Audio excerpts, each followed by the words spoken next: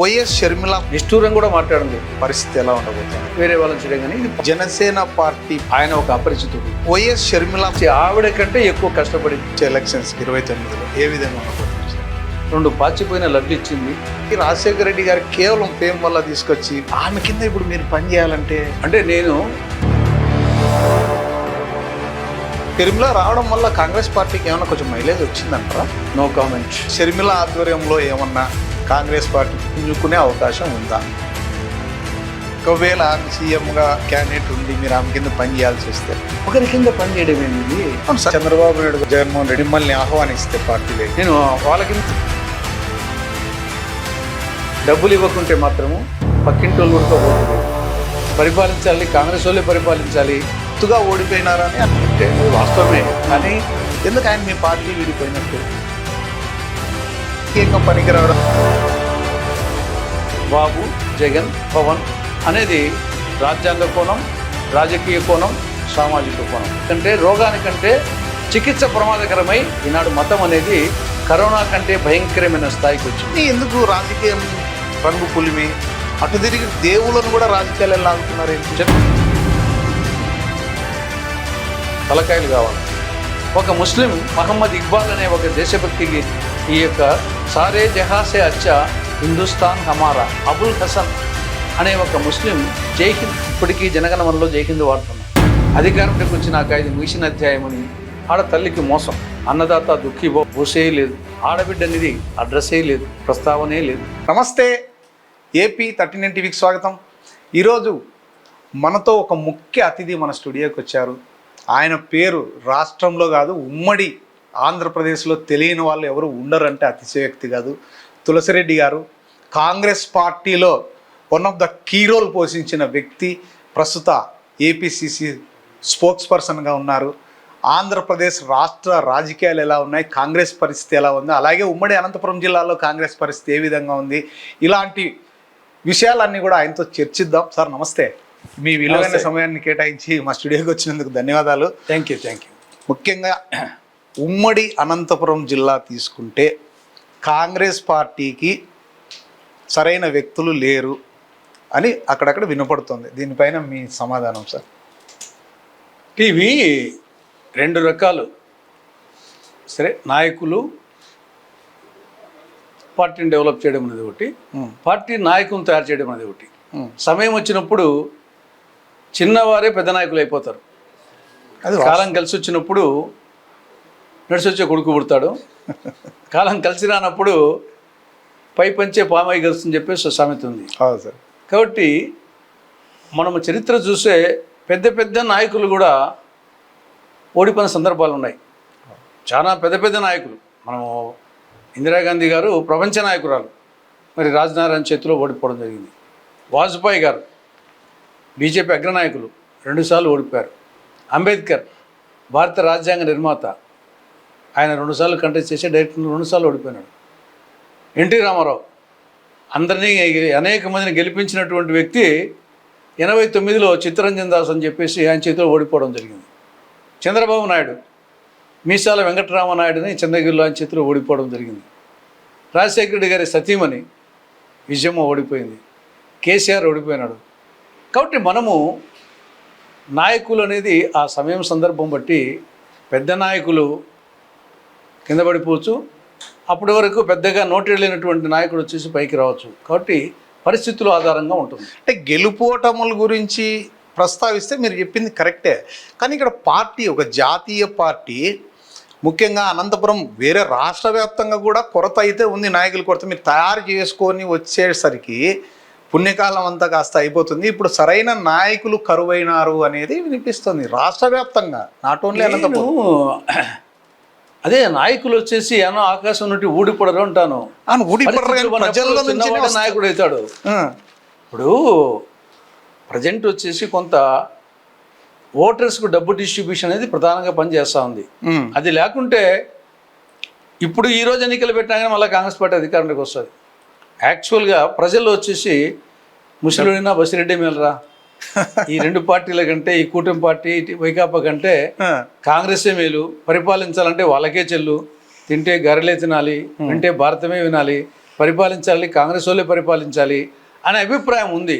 కానీ ప్రస్తుత పరిస్థితి టెండెన్సీ ఉందంటే ఎన్ని ఉన్నాయి కానీ ఓటుకు డబ్బు పంపిణీ అనేది ఇది ప్రస్తుతానికి మన రాష్ట్రంలో అది ఒక క్యాన్సర్లా పనిచేస్తూ ఉంది. ఈ ఎన్నాళ్ళు ఉంటుందో చెప్పలేం కానీ ఓటుకు కనీసం ఒక పార్టీ వాళ్ళు 2000 ఇస్తే ఈడు 1000 ఇస్తే కనీసం కాంగ్రెస్ వాళ్ళు 500 ఇవ్వాలి కదా అనే యాంగిల్లో ప్రజలు ఆలోచిస్తున్నారు.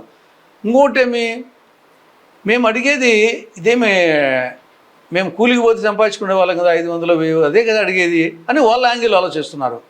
కానీ ఇక్కడ వాళ్ళకు 1000 కానీ క్యాండిడేట్కి వచ్చేసి 2 లక్షల మంది ఓటర్లకు 1000 అంటే ఎంత అవుతుంది? 20 కోట్లు అవుతుంది. కాబట్టి వాళ్ళ దృష్టిలో 1000 కూలే, కానీ ఇక్కడ క్యాండిడేట్ దృష్టిలో 20 కోట్లు. అక్కడ వచ్చేసి ఇబ్బంది పడుతున్నాం తప్ప లేకుంటే కాంగ్రెస్ ఈ మూమెంట్లో ఎన్నికలు పెట్టినా కానీ అధికారం మామూలుగా వాళ్ళతో పాటు మేము సమానంగా డబ్బు పంచినా లేదు వాళ్ళు మేము డబ్బు పంచకున్నా పోటీ చేసినా కానీ ఇప్పుడు ఈ మూమెంట్ పెట్టిన అధికారంలోకి వస్తాము. అంటే గతంలో కాంగ్రెస్ పార్టీ వచ్చినప్పుడు కూడా డబ్బులు పంచారు కదా సార్, అప్పుడు కూడా పంచారు కదా, ఇప్పుడు ఎందుకు పంచలేకపోతున్నారు?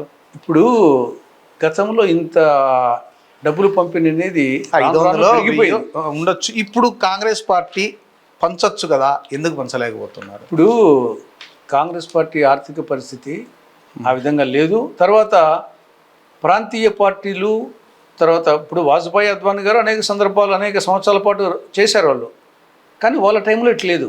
ఈ యొక్క మోడీ అమిత్ షా వచ్చిన తర్వాత ఇది ఒక పక్క అదానీ అంబానీ లాంటి వాళ్ళు ఈ పక్క ఈడీ ఐటీ సిబిఐ వాళ్ళు ఈ పక్క పెట్టుకొని పైకేమో వచ్చేసి నేను చాలా నిరాడంబరుని అని మంచి ఉపన్యాసం ఇస్తూ ఈ విధంగా వచ్చేసి పరిపాలన ఇది కేవలం ఈ పక్క పారిశ్రామికవేత్తల డబ్బు సంచుల కోసం, ఈ పక్క వచ్చేసి వీళ్ళతో ప్రత్యర్థి పార్టీలను వాళ్ళని వచ్చేసి నిర్వీర్యం చేసే వ్యవస్థ సృష్టించుకొని చేస్తున్నాడు. కాబట్టి ఈ పరిస్థితుల్లో 10 ఏళ్ళగా అధికారంలోకి రాకపోవడం అంటే ఇది ఎన్నాళ్ళే సాగుతుంది. మరి తర్వాతనే ఇబ్బంది అని మన ఢిల్లీలో జరిగిన ఎలక్షన్స్లో కూడా కేవలం ఆమ్ ఆద్మీ పార్టీతో కూడా పోటీ పడలేకపోయినారు, ఎంత చిత్తుగా ఓడిపోయినారని విశ్లేషకులు అంటున్నారు కదా సార్. మరి కరెక్టే, అది వాస్తవమే. కానీ ఇటువంటి సందర్భాలు గతంలో కూడా 1994 నుంచి 2004 వరకు 10 ఏళ్ళ అధికారం లేవు, కేంద్రంలో లేము, రాష్ట్రంలో లేవు. 1994 నుంచి 2004 వరకు 10 ఏళ్ళ అధికారం లేవు. మళ్ళీ 2004 నుండి 2014 వరకు మళ్ళీ 10 ఏళ్ళ అధికారంలో ఉన్నాం. ఇప్పుడు 2014 నుంచి 2025 అనుకోండి, 29 అనుకోండి, 15 ఏళ్ళ అధికారం లేవు, అంతే కదా. మరి ఆ కోణంలో ఆలోచిస్తే బీజేపీ ఢిల్లీలో 27 సంవత్సరాల అధికారం లేదు. మన బీజేపీ అధికారం వచ్చింది కదా 27 సంవత్సరాల పాటు.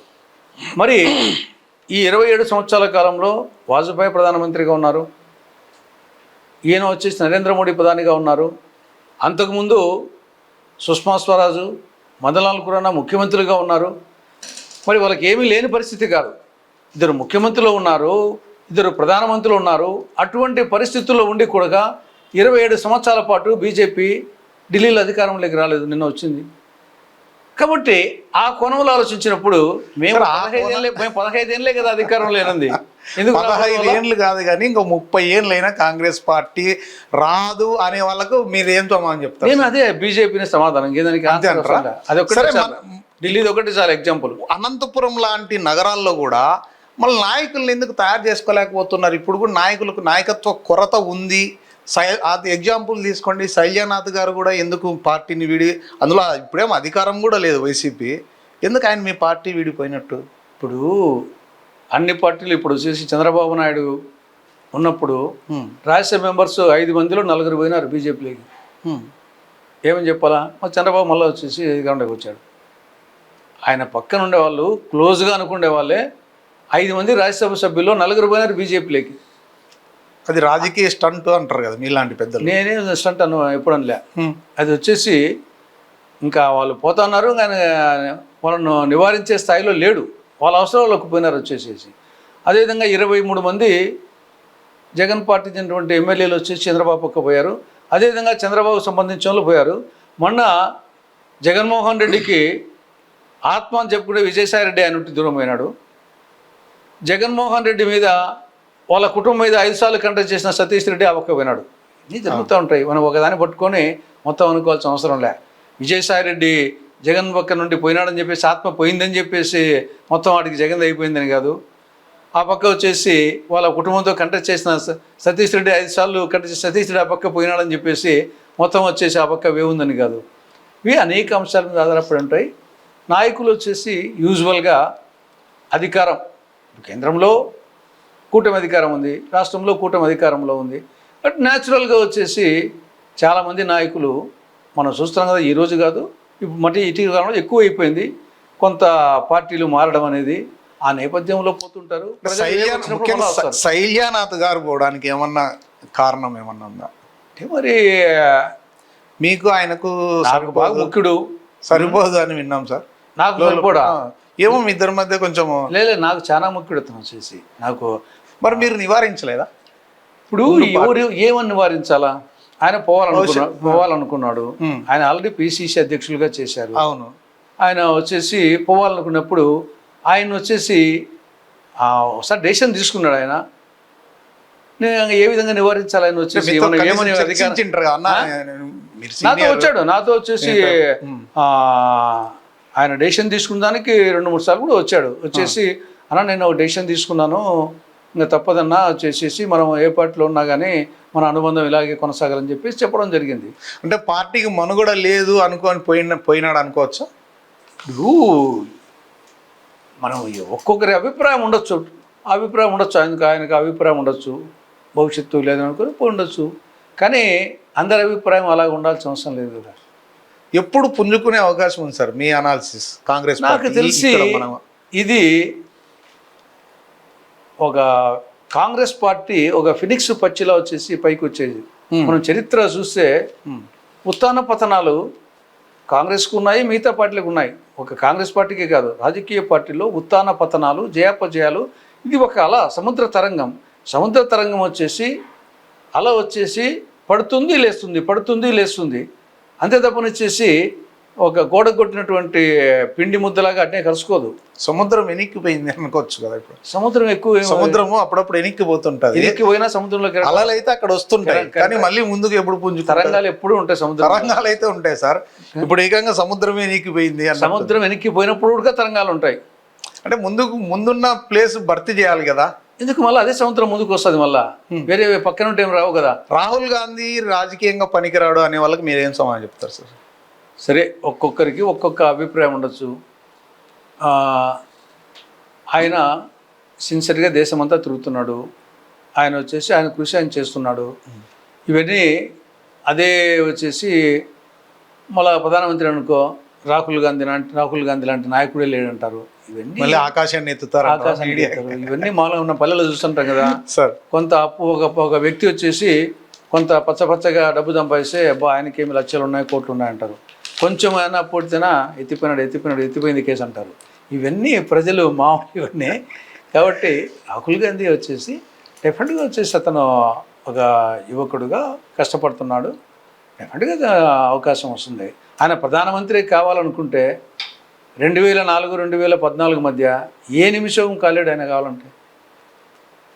ఈరోజు ప్రధానమంత్రి పదవి అనేది ముఖ్యమైన అనుకుంటే 2004-14 మధ్య మన్మోహన్ సింగ్ గారు ప్రధానమంత్రిగా ఉన్న 10 సంవత్సరాల కాలంలో సోనియా గాంధీ గారు అనుకున్నా, రాహుల్ గాంధీ గారు అనుకున్నా ఏ రోజైనా ప్రధానమంత్రి అయిండే వాళ్ళు. కాబట్టి అది ప్రధానమంత్రి పదవే పరమపద సోపానం అనే యాంగిల్లో అతను ఎప్పుడూ ఆలోచించలేదు. ఈ వక్ఫ్ బోర్డ్ చట్టం సవరణ గురించి మీ అభిప్రాయం సార్?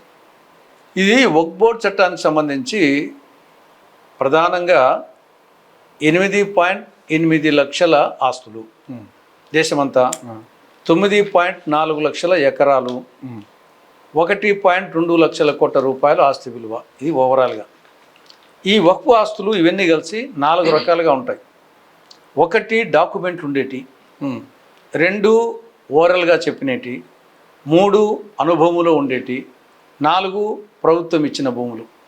ఈ 4 రకాల్లో ప్రజెంట్ వక్ఫ్ సవరణ చట్టము వలన డాక్యుమెంట్ ఉండడానికి ఇబ్బంది ఉండదు, ప్రభుత్వం ఇచ్చిన దానికి ఇబ్బంది ఉండదు.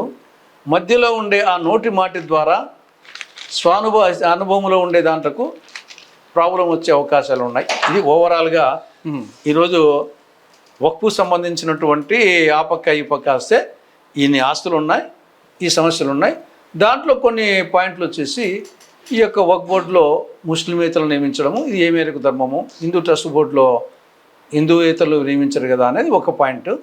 రెండవది, దానం చేయాలంటే అంతకుముందు 5 సంవత్సరాలు ఇస్లాం మతం ఆచరించి ఉన్నట్టుగా చూపించాలనేది. అంటే ఒక వ్యక్తి దానం చేసేదానికి ఇది కండిషన్ పెట్టడం కరెక్ట్ కాదు అనేది, అటువంటి కొన్ని ఉన్నాయి. సరే, ఏది ఏమైనా దీన్ని 3 కోణాల్లో విశ్లేషించాలి: రాజ్యాంగ కోణం, రాజకీయ కోణం, సామాజిక కోణం. రాజ్యాంగ కోణానికి సంబంధించి కాంగ్రెస్ పార్టీ పరంగా మేము ఇది రాజ్యాంగంలో ఆర్టికల్ 14, ఆర్టికల్ 15, ఆర్టికల్ 25, ఆర్టికల్ 26కు విరుద్ధం అని చెప్పేది కాంగ్రెస్ పార్టీ అభిప్రాయం. ఇది మత కోణంలో కాదు, రాజ్యాంగ కోణంలో ఇది రాజ్యాంగ విరుద్ధం. అందుకోసం వచ్చేసి రాజ్యాంగ విరుద్ధం కాబట్టి పార్లమెంట్లో పోరాడడం జరిగింది. సుప్రీంకోర్టులో కేసు వేయడం జరిగింది. సుప్రీంకోర్టులో కేసు నడుస్తూ ఉంది. మరి ఏమైందో సుప్రీంకోర్టు తీర్పు కోసం వెయిట్ చేయడం అనేది అది రాజ్యాంగ కోణం. రాజకీయ కోణం వచ్చేసి మన రాష్ట్రానికి సంబంధించి ఇక్కడ టీడీపీ కూటమి, మేము మొదటి నుండి చెప్పేదేమి, ఆంధ్రప్రదేశ్లో బీజేపీ అంటే బి అంటే బాబు, జే అంటే జగన్, పి అంటే పవన్, దేశమంతా బీజేపీ అంటే భారతీయ జనతా పార్టీ, కానీ ఇక్కడ పరిస్థితి వేరు అని మేము చెప్పింది. మరొకసారి మొన్న ఒక సందర్భంగా కూడా అటు చంద్రబాబు, పవన్ కళ్యాణ్ అటు లోక్సభలో, రాజ్యసభలో వాళ్ళ ఓట్లు బీజేపీ అనుకూలంగా, వక్ఫ్ అనుకూలంగా వేశారు. జగన్మోహన్ రెడ్డి పార్టీ ఆయన డబుల్ గేమ్ ఆడినారు.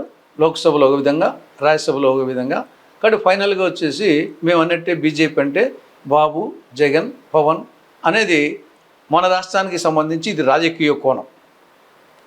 ఇక సామాజిక కోణం వచ్చేసి అసలు ముందు ఈ మతాలు లేని సమాజం లేదా? సమాజం వచ్చేసి కొన్ని వేల లక్షల సంవత్సరాలు ఉంటుంది. ఈ మతాలు ఎప్పుడు వచ్చాయి? ఈ హైందవ సంస్కృతి వచ్చేసి క్రీస్తు పూర్వం 800 సంవత్సరాల్లో వచ్చింది. అంతకుముందు హిందూ మతం లేదు, కానీ సమాజం ఉంది. బౌద్ధ మతం క్రీస్తు పూర్వం 300 సంవత్సరాల్లో వచ్చింది. అంతకుముందు బౌద్ధ మతం లేదు, కానీ సమాజం ఉంది. క్రీస్తు శకం, ఈ రెండు క్రీస్తు పూర్వం. క్రీస్తు శకం 400 సంవత్సరాల్లో జైన మతం వచ్చింది. అంతకుముందు లేదు, సమాజం ఉంది. క్రీస్తు శకం 600 సంవత్సరాల్లో ఇస్లాం మతం వచ్చింది. అంతకుముందు ఇస్లాం మతం లేదు, సమాజం ఉంది. క్రీస్తు శకం 1500 సంవత్సరాల్లో సిక్కు మతం వచ్చింది. అంతకుముందు సిక్కు మతం లేదు, సమాజం ఉంది. క్రీస్తు శకం 1800 సంవత్సరాల్లో భారతదేశంలోకి క్రైస్తవ మతం వచ్చింది. అంతకుముందు లేదు. కాబట్టి ఈ మతం లేని సమాజం ఎన్నాళ్ళలో ఉంది. ఈ మతాలు వచ్చేసి ఇటీవల కాలంలో వచ్చినట్టే. ఈ మతాలు ఎందుకు వచ్చాయి? ఆనాటి సమాజంలో సామాజిక రుగ్మతలను రూపుమాపే దానికోసం కొందరు మేధావులు ప్రవక్తలనే పేరుతో, సంఘ సంస్కృతుల పేరుతో, మతబోధకుల పేరుతో సమాజానికి కొన్ని సాంప్రదాయాలు, కొన్ని పట్టుబాట్లు మతం పేరుతో సృష్టించినట్టే తప్ప, కానీ రాను రాను ఏమైంది? ఆ సామాజిక రుగ్మత కంటే, రోగానికంటే చికిత్స ప్రమాదకరమై, ఆ యొక్క సామాజిక రుగ్మత కంటే మతం వచ్చేసి పెద్ద ప్రమాదకరమై ఈనాడు మన దేశానికి కానీ ప్రపంచానికి కానీ ఈనాడు మతం అనేది కరోనా కంటే భయంకరమైన స్థాయికి వచ్చింది. పోనీ మనం చరిత్ర చూస్తే నాస్తికులకు యుద్ధాలు జరగలే. అవును, నాస్తికులకు ఆస్తికులకు యుద్ధాలు జరగలే. జరిగిన యుద్ధాలల్లో ఆస్తికులకు మధ్యనే, ఒక మతానికి ఇంకో మతానికి, ఒకే మతంలో ఒక వర్గానికి ఇంకొక వర్గానికి. అంటే హిందువుల్లో శైవులు వైష్ణవులు, ముస్లింల్లో సున్నీలు షియాలు, క్రైస్తవుల్లో క్యాథలిక్స్ ప్రొటెస్టెంట్స్, బౌద్ధ మతంలో హీనయానము మహాయానము, జైన మతంలో దిగంబరులు శ్వేతాంబరులు అని చెప్పేసి ఒకే మతంలో వర్గాలు. కాబట్టి మనము దీని చికిత్స కంటే, ఈరోజు జబ్బు కంటే చికిత్స ప్రమాదకరమైన పరిస్థితి వచ్చింది. కాబట్టి ఇదేదో మానవులు వచ్చేసి ఈ మతం లేకముందు ఇంకా మానవ జీవితమే లేదనే టైపులో మతోన్మాదులు ఏ మతంలో ఉన్నా, అది హిందూ మతంలో ఉన్నా, ముస్లింలో ఉన్నా, సిక్కుల్లో ఉన్నా, క్రైస్తవుల్లో ఉన్నా, జైనుల్లో ఎవరైనా వచ్చేసి మత పిచ్చి అనేది మీద సమస్య అయిపోయింది సమాజానికి. మతం ఈ ప్రపంచమే లేదు మతం లేకుంటే అనే విధంగా ఈరోజు భావించి ఈ మత ఉన్మాదం వచ్చేసి సమస్య ఈ అయిపోయింది. ఉన్మాదం అంటే గుర్తొచ్చింది సార్. చూడండి, తిరుమల లడ్డు కావచ్చు, మన గోవులు చనిపోయింది కాబట్టి ఇవన్నీ ఎందుకు రాజకీయం రంగు పులిమి, అటు తిరిగి దేవుళ్ళను కూడా రాజకీయాలు లాగుతున్నారు ఏంటి? చెప్తానులే. ఇక్కడ ఒకటి ప్రజాస్వామ్యం యొక్క వీక్నెస్. అది ప్రజాస్వామ్యంలో తలకాయల్లో ఏముండేది కాదు, తలకాయలు కావాలి. 100 తలకాయల్లో 51 తలకాయలు ఒక పక్క ఉంటే వచ్చేసి అధికారంకి వస్తాడు. ఆ 51 తలకాయల్లో ఏముంది అనేది కాదు, ఆ తలకాయల కోసము దాన భేద దండోపాయాలు. అంటే ఎన్ని విధాలుగా అయినా సరే, మతమా, కులమా, డబ్బా, రౌడీజమా, ఎన్ని ఓటర్ల జాబితా కానంటే ఇవి దీనికోసం వచ్చేసి ప్రతివాడు వచ్చేసి మతాన్ని రెచ్చగొట్టడము, కులాన్ని రెచ్చగొట్టడము, ఉపకులాన్ని రెచ్చగొట్టడము. ఇది ఆ పార్టీ ఈ పార్టీని కాదు, అన్ని పార్టీలు వచ్చేసేసి ఈనాడు దూరదృష్టితో ఆలోచించకుండా స్వాతంత్ర ఉద్యమం వచ్చేసి ఆనాడు అన్ని కులాల వాళ్ళు, అన్ని మతాల వాళ్ళు, అన్ని ప్రాంతాల వాళ్ళు, ధనికులు, పేదలు, స్త్రీ పురుషులు, పెద్దలు, పిన్నలు అందరూ కలిసి చేస్తేనే స్వాతంత్ర ఉద్యమం వచ్చింది. కాబట్టి ఆ విధంగా అనుకుంటే మరి స్వాతంత్ర ఉద్యమం నాటికి ఈ యొక్క హిందూకు బీజేపీకి సంబంధమే లేదు. యాక్చువల్గా హిందూ మహాసభ పుట్టింది ఎప్పుడు? 1915లో. ఆర్ఎస్ఎస్ పుట్టింది ఎప్పుడు? 1925లో. భారతీయ జనసంఘ్ పుట్టింది ఎప్పుడు? 1921లో. విశ్వ హిందూ పరిషత్ పుట్టింది ఎప్పుడు? 1964లో. బీజేపీ పుట్టింది ఎప్పుడు? 1980లో. ఇప్పుడు మనం వీళ్ళు చెప్పుకునే వాళ్ళు చూస్తే హిందూ మహాసభ 1915 కానుంటి తీసుకుంటే బీజేపీ 1980లో బీజేపీ వచ్చింది. కానీ హిందూ పేపర్ ఎప్పుడు వచ్చింది? ది హిందూ పేపర్ 1878లో. ఈ పార్టీలకు వచ్చేసి ఆ రోజే సుబ్రహ్మణ్యం అయ్యర్ చెన్నైలో, మద్రాసులో హిందూ పేపర్ పెట్టాడు. ఆనాటి నుండి ఈనాటి వరకు కంటిన్యూ అవుతుంది. ఆయనకంటే పెద్ద చెప్పుకుంటే హిందూ అని చెప్పుకుంటే అర్హత ఇళ్ళకుందా? ఆయన ఎప్పుడు చెప్పుకోడే. అదేవిధంగా సారే జహాసే అచ్చా హిందుస్థాన్ హమారా, ఈ దేశభక్తి గీతం రాసింది ఎప్పుడు? 1904లో. ఎవరు? మహమ్మద్ ఇక్బాల్. ఒక ముస్లిం మహమ్మద్ ఇక్బాల్ అనే ఒక దేశభక్తికి ఈ యొక్క సారే జహాసే అచ్చా హిందుస్థాన్ హమారా 1904లో. ఇవన్నీ ఏవి పుట్టలేదు, మహమ్మద్ ఇక్బాల్. తర్వాత జై హింద్, ఇది అందరూ అనుకోవడం సుభాష్ చంద్రబోస్ అనుకున్నాడు. సుభాష్ చంద్రబోస్ దాన్ని ఉపయోగించాడు, పాపులారిటీ తెచ్చాడు. కానీ జై హింద్ అనే పదాన్ని 1907లో అబుల్ హసన్ అనే ఒక ముస్లిం జై హింద్, ఇప్పటికీ జనగణమనలో జై హింద్ వాడుతున్నాం. కాబట్టి బీజేపీకి ఏదో హిందూకు పేటెంట్గా వాడుకునే హక్కు, అర్హత లేనే లేదు. తర్వాత స్వాతంత్ర ఉద్యమంతో ఏమన్నా సంబంధం ఉందా బీజేపీకి? అది పుట్టింది 1980లో. మీకు జాతీయ భావం గురించి చెప్పుకునే అర్హత మీకు లేదు, దేశభక్తి గురించి చెప్పుకునే అర్హత మీకు లేదు. తర్వాత ఆర్ఎస్ఎస్ 2002 వరకు నాగపూర్లో వాళ్ళ కార్యాలయంలో జాతీయ త్రివర్ణ పతాకాన్ని ఎగురవేయలేదు. 2002 వరకు. 1947లో మనకు స్వాతంత్రం వస్తే 2002 వరకు వచ్చేసి త్రివర్ణ పతాకాన్ని వాళ్ళు అంగీకరించలేదు. ఎందుకు సార్? వాళ్ళు దేశ స్వాతంత్రం కోసం వాళ్ళు పోరాడిన వ్యక్తులు కాదు, దేశ స్వాతంత్రానికి వ్యతిరేకంగా వాళ్ళు పనిచేశారు. యాక్చువల్గా బీజేపీ పుట్టలేదు, ఆర్ఎస్ వచ్చేసి ఒక విధంగా స్వాతంత్ర ఉద్యమానికి వ్యతిరేకం అది. కాబట్టి జాతీయవాదం గురించి, దేశభక్తి గురించి చెప్పుకునే అర్హత కానీ, మళ్ళీ అలాంటి ఆర్ఎస్ఎస్ను బీజేపీ కలుపుకొని పోవడం ఏంటి? మరి ఆ భావాలు ఉన్న ఆర్ఎస్ఎస్ని ఇలా అంతే కదా. పటేల్ ఎవరు? వాడు కాంగ్రెస్కి వచ్చేసి ఏఐసిసి అధ్యక్షుడిగా ఉన్నాడు. తర్వాత వచ్చేసి దేశ తొలి ఉప ప్రధాని, తొలి హోమ్ మినిస్టరు. ఆయన కాంగ్రెస్ పార్టీ అగ్రనాయకుల్లో ఒకడు, ఉక్కు మనిషి. గాంధీ గారికి ఒక పక్క నెహ్రూ, ఒక పక్క పటేల్. అటువంటి పటేల్ను వచ్చేసి వాళ్ళని చెప్పుకుంటారు. అంటే వాళ్ళకు అటువంటి దీనస్థితిలో ఉన్నారు వాళ్ళు. ఓన్ చేసుకుంటారు వచ్చేసి ఏమన్నా. తర్వాత ఆర్ఎస్ఎస్ను బ్యాన్ చేసింది మహాత్మా గాంధీని చంపినప్పుడు నాథురామ్ గాడ్సేకు ఆర్ఎస్ఎస్కు లింకులు ఉన్నాయని చెప్పేసి ఆర్ఎస్ఎస్ను బ్యాన్ చేసింది హోమ్ మినిస్టర్ హోదాలో వచ్చేసి పటేల్. కాబట్టి ఇదంతా 2 నాలుకలతోని ద్వంద్వ ప్రమాణాలు బీజేపీ.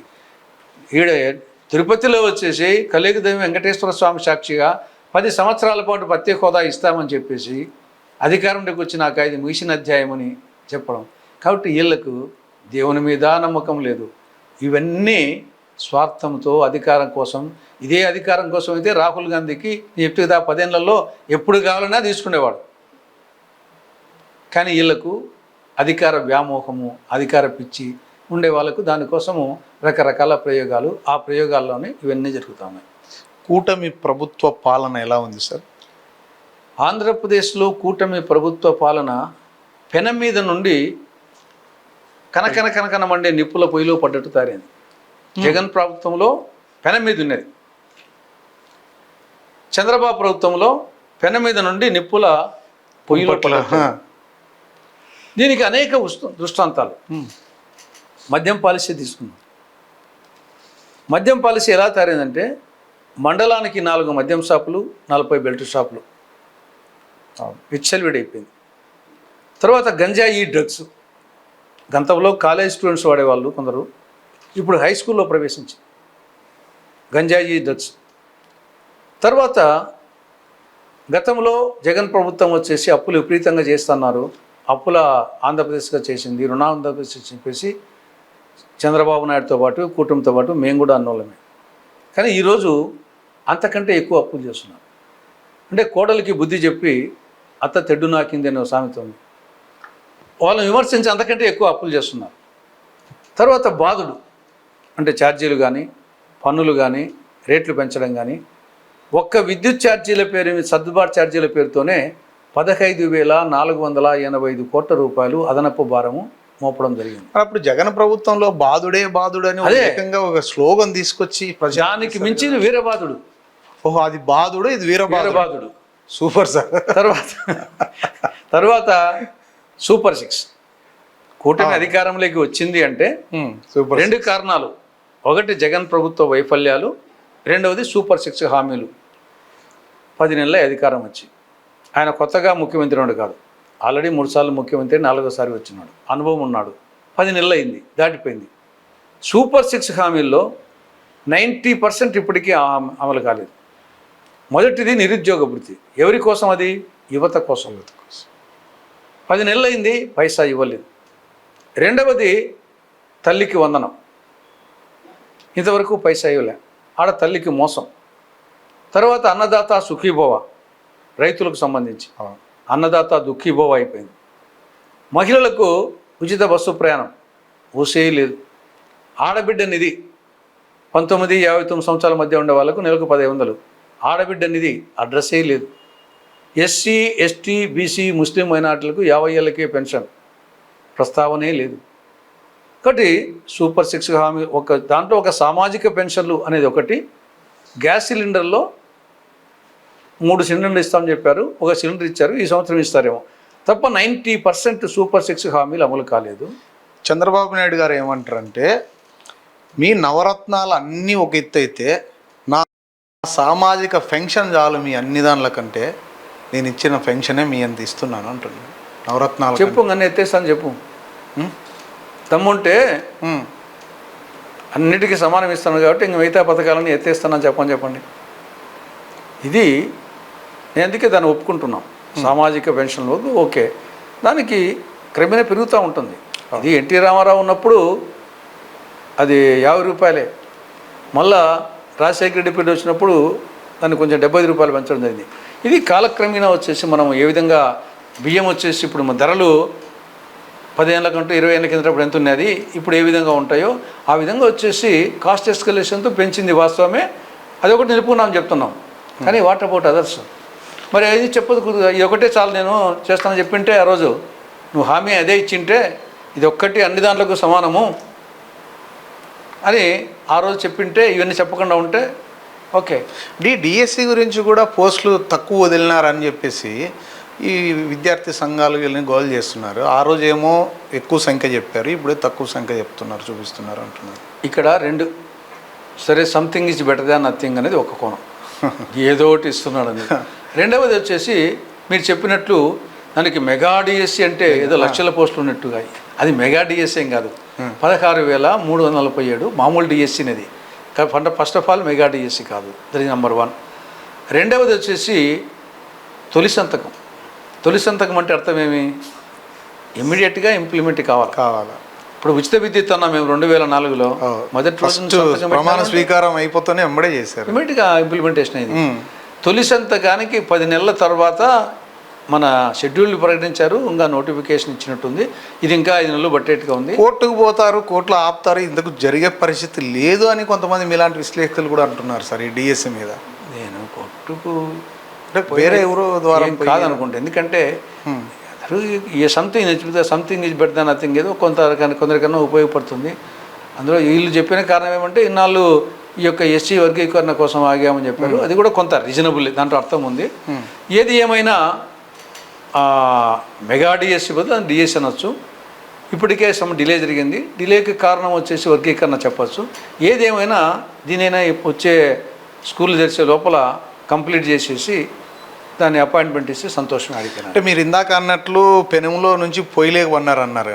అంటే ఈ కూటమి ప్రభుత్వం కంటే వైఎస్ఆర్ పార్టీ పరిస్థితి కొంచెం బెటర్ అంటారా? అదే అనుకోవచ్చు కదా మీ మాటల్లో. ఇప్పుడు వాళ్ళిద్దరే కాదు కదా ఉండేది రాష్ట్రంలో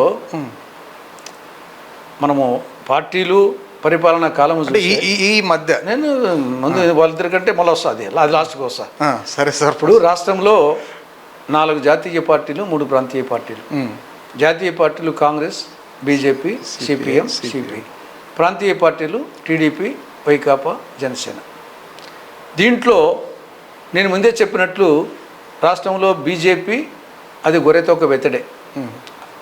ఆ గొర్రెతోకడుకు వీళ్ళందరూ మళ్ళీ బీజేపీ అంటే బి అంటే బాబు, జే అంటే జగన్, పి అంటే పవన్. కాబట్టి గొర్రెతో సుమారుగా ఆవుతోక అయింది కదా సార్.